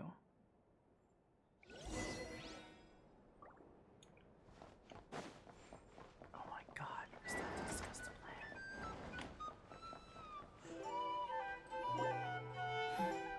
This is a thorough plan, but I do have one last question before we take action.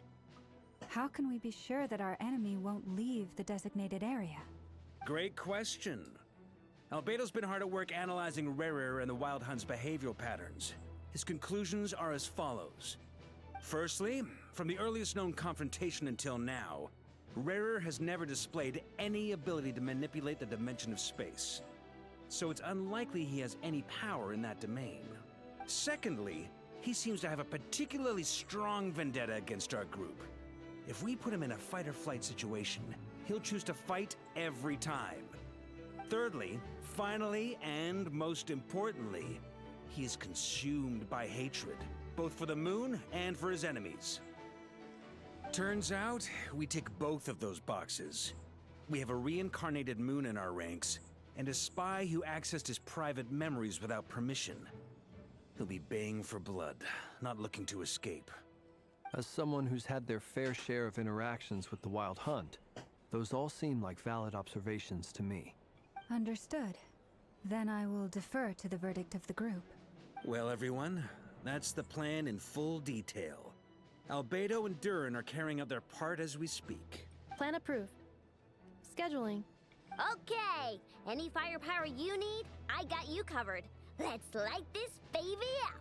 The Frost Moon Scions are behind you as well. And the rest of you? No objections? All right, then it's settled. Can't believe this is the Dory's plan here. we're going with. Next up, an old tradition of mine. Anyone who wants to back out, now's your chance. Wait, we can still back out of this? Everyone says things they regret, right? I don't want anyone feeling trapped because their mouth said yes before their brain had time to think things through. A very people-first approach. I hear that's common practice in the Knights of Favonius. Heh. Who'd you hear it from? D-Luke? We don't use people's real names at work. This That's contact will be fucking funny, known actually. only as Owl, please and thank you. This plan can only work if everyone does their part. Flints and I will absolutely support it.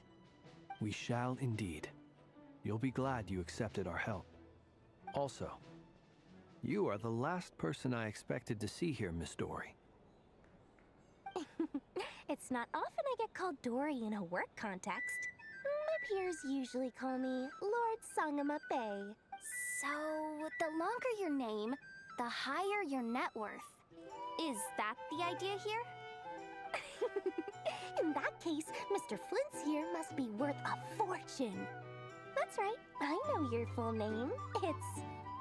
The walls are thin here. I'd appreciate you keeping that a secret. Okay, fine. Ugh, I'm actually only here as a favor for someone else. Do you have any idea how much it would cost to hire me otherwise? Oh, does this mean someone out Who's there the actually favor? has the power to boss Dory around? It most certainly does not. We have a long-standing and mutually beneficial business partnership. She's Alice? actually the mom of a friend of yours. Said mom supplied me with a great little trinket, but now that lady's ruined everything. If I don't start building a little goodwill now, my whole business in Krai is gonna go down the drain. Okay. So what exactly is so special about this pendant? It's a lucky charm that a great mage made for me. We have a business relationship, and she was worried that something bad might happen to me. So, she wanted me to have something that can store power to protect myself with. I finally got it all fully charged up with Kovaki, and then never went and used it all up at once. Never lost so big in my life. You're right. It was all my fault. I didn't mean to drain all the Kuvaki in the pendant, but I'll make it up to you. You will? Well, in that case, how Ooh, about the you chess give set. me your chess I don't think she wants and that we'll right now. have even. I knew you'd say that. Well, it's yours if you want it. In fact, take it now, and I'll even throw in a free Raker of Solnari. Deal? You're putting me in a difficult position here. It's a very useful thing to have around, but I have a funny feeling it won't be around much longer. I guess we'll see in a couple of days. Looks like bankruptcy for me. Hey, don't be so pessimistic. See this through and you never know. You might find a new business opportunity on the other side. What does he mean by the other side? With an action plan in place, you and Paimon decide to check in and see how each stage.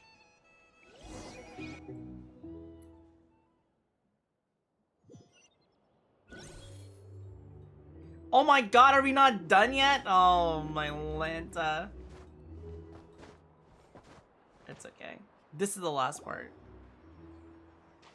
What do you mean stop now? We haven't hit end of this act. Jesus I Christ. was born ready.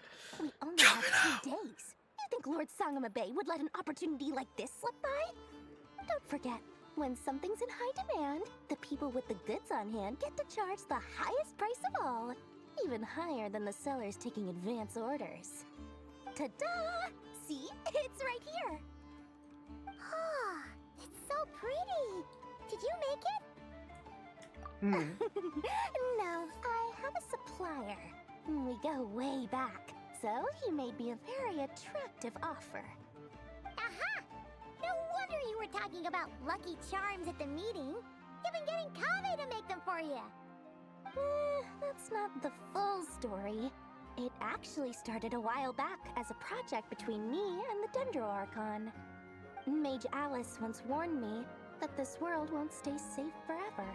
There may come a day when everyone faces a great crisis. I passed this on to the Dendro Archon, and she secretly brought together a research team made up of Sumeru's top scholars to invent a technology that could keep people safe. I won't go into the details because it's all very complicated, but if you want to know more, you can ask the Dendro Archon about it sometime. Anyway, point being, it was the Dendro Archon who asked Kaveh to build this little contraption. As one of the top Kasharu War talents, he was the obvious choice. Took him long enough. He stressed over it for ages. Must have gone through at least a dozen designs before producing a final product. But that's Kaveh for you. Marak delivered it to me a couple of days ago, along with a letter from Kaveh. Could I ask why I'm sending this technology to you? What's your proposed use case? Has it been approved by the relevant authorities? Oh my god. So nosy. Kaveh. My fault for sending him the research permit to begin with. Surely Nahida must have told him you were involved in this project. He was probably just nervous because you're always so secretive about your business. Could be, could be. Anyway, I just replied, let's hope there never has to be a use case, because it would involve grave danger. Fair enough. But it sounds like he was just being cautious. He probably felt responsible as the one who made it. Or maybe he was asking as a favor for his housemate. He's done that before. Not sure why, though. His housemate doesn't seem to really care that much about this kind of stuff. Either way, all's well that ends well. I'm just glad to finally have my hands on the product. I wouldn't want to be without it, given the potential dangers that lie ahead. Huh? What does that look mean? Paimon's just super surprised. This must be the first time we've ever seen you actually get serious about something.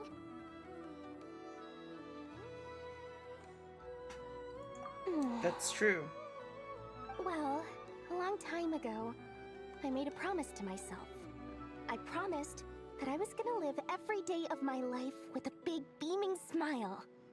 Obviously, Mora plays a big part in that. But there are always gonna be times in life when you have to give something back.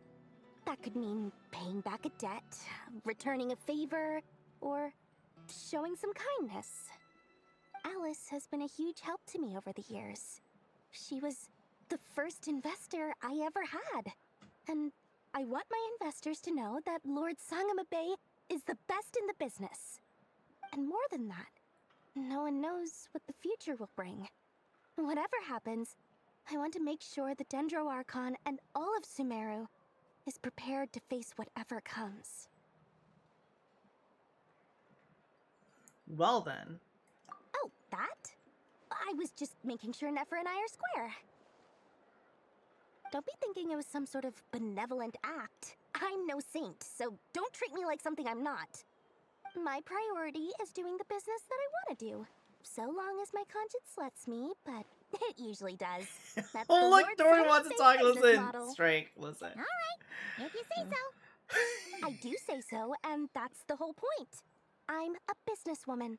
Don't go trying to figure out what kind of person I am. You'll exhaust yourself. Much easier for everyone involved if you just take my word for it.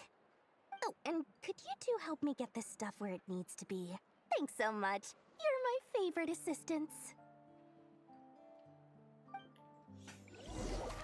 Oh my god, wait!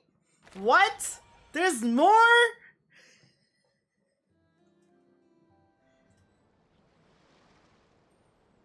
How long is this? Oh my god, this patch is insanely long! What the fuck? Okay.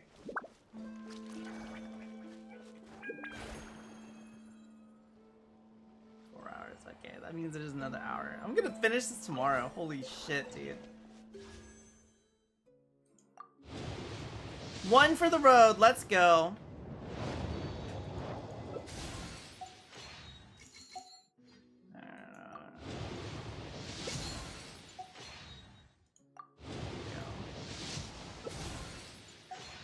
Like swords. Here we go. It's the Club of Justice. It's a book? We don't read books. Who reads books? I used to read books. I'm gonna kill myself.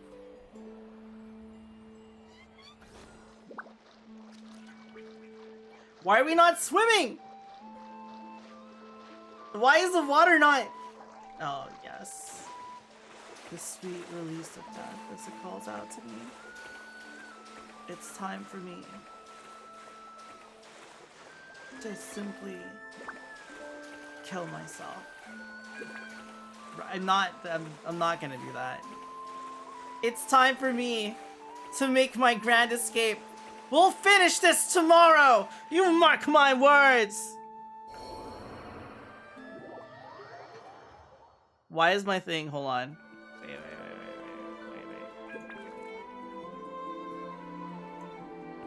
My thing didn't work. Excuse me? I said... Oh, Zhongli is dead. That's fine. Okay. It's gonna work this time. What?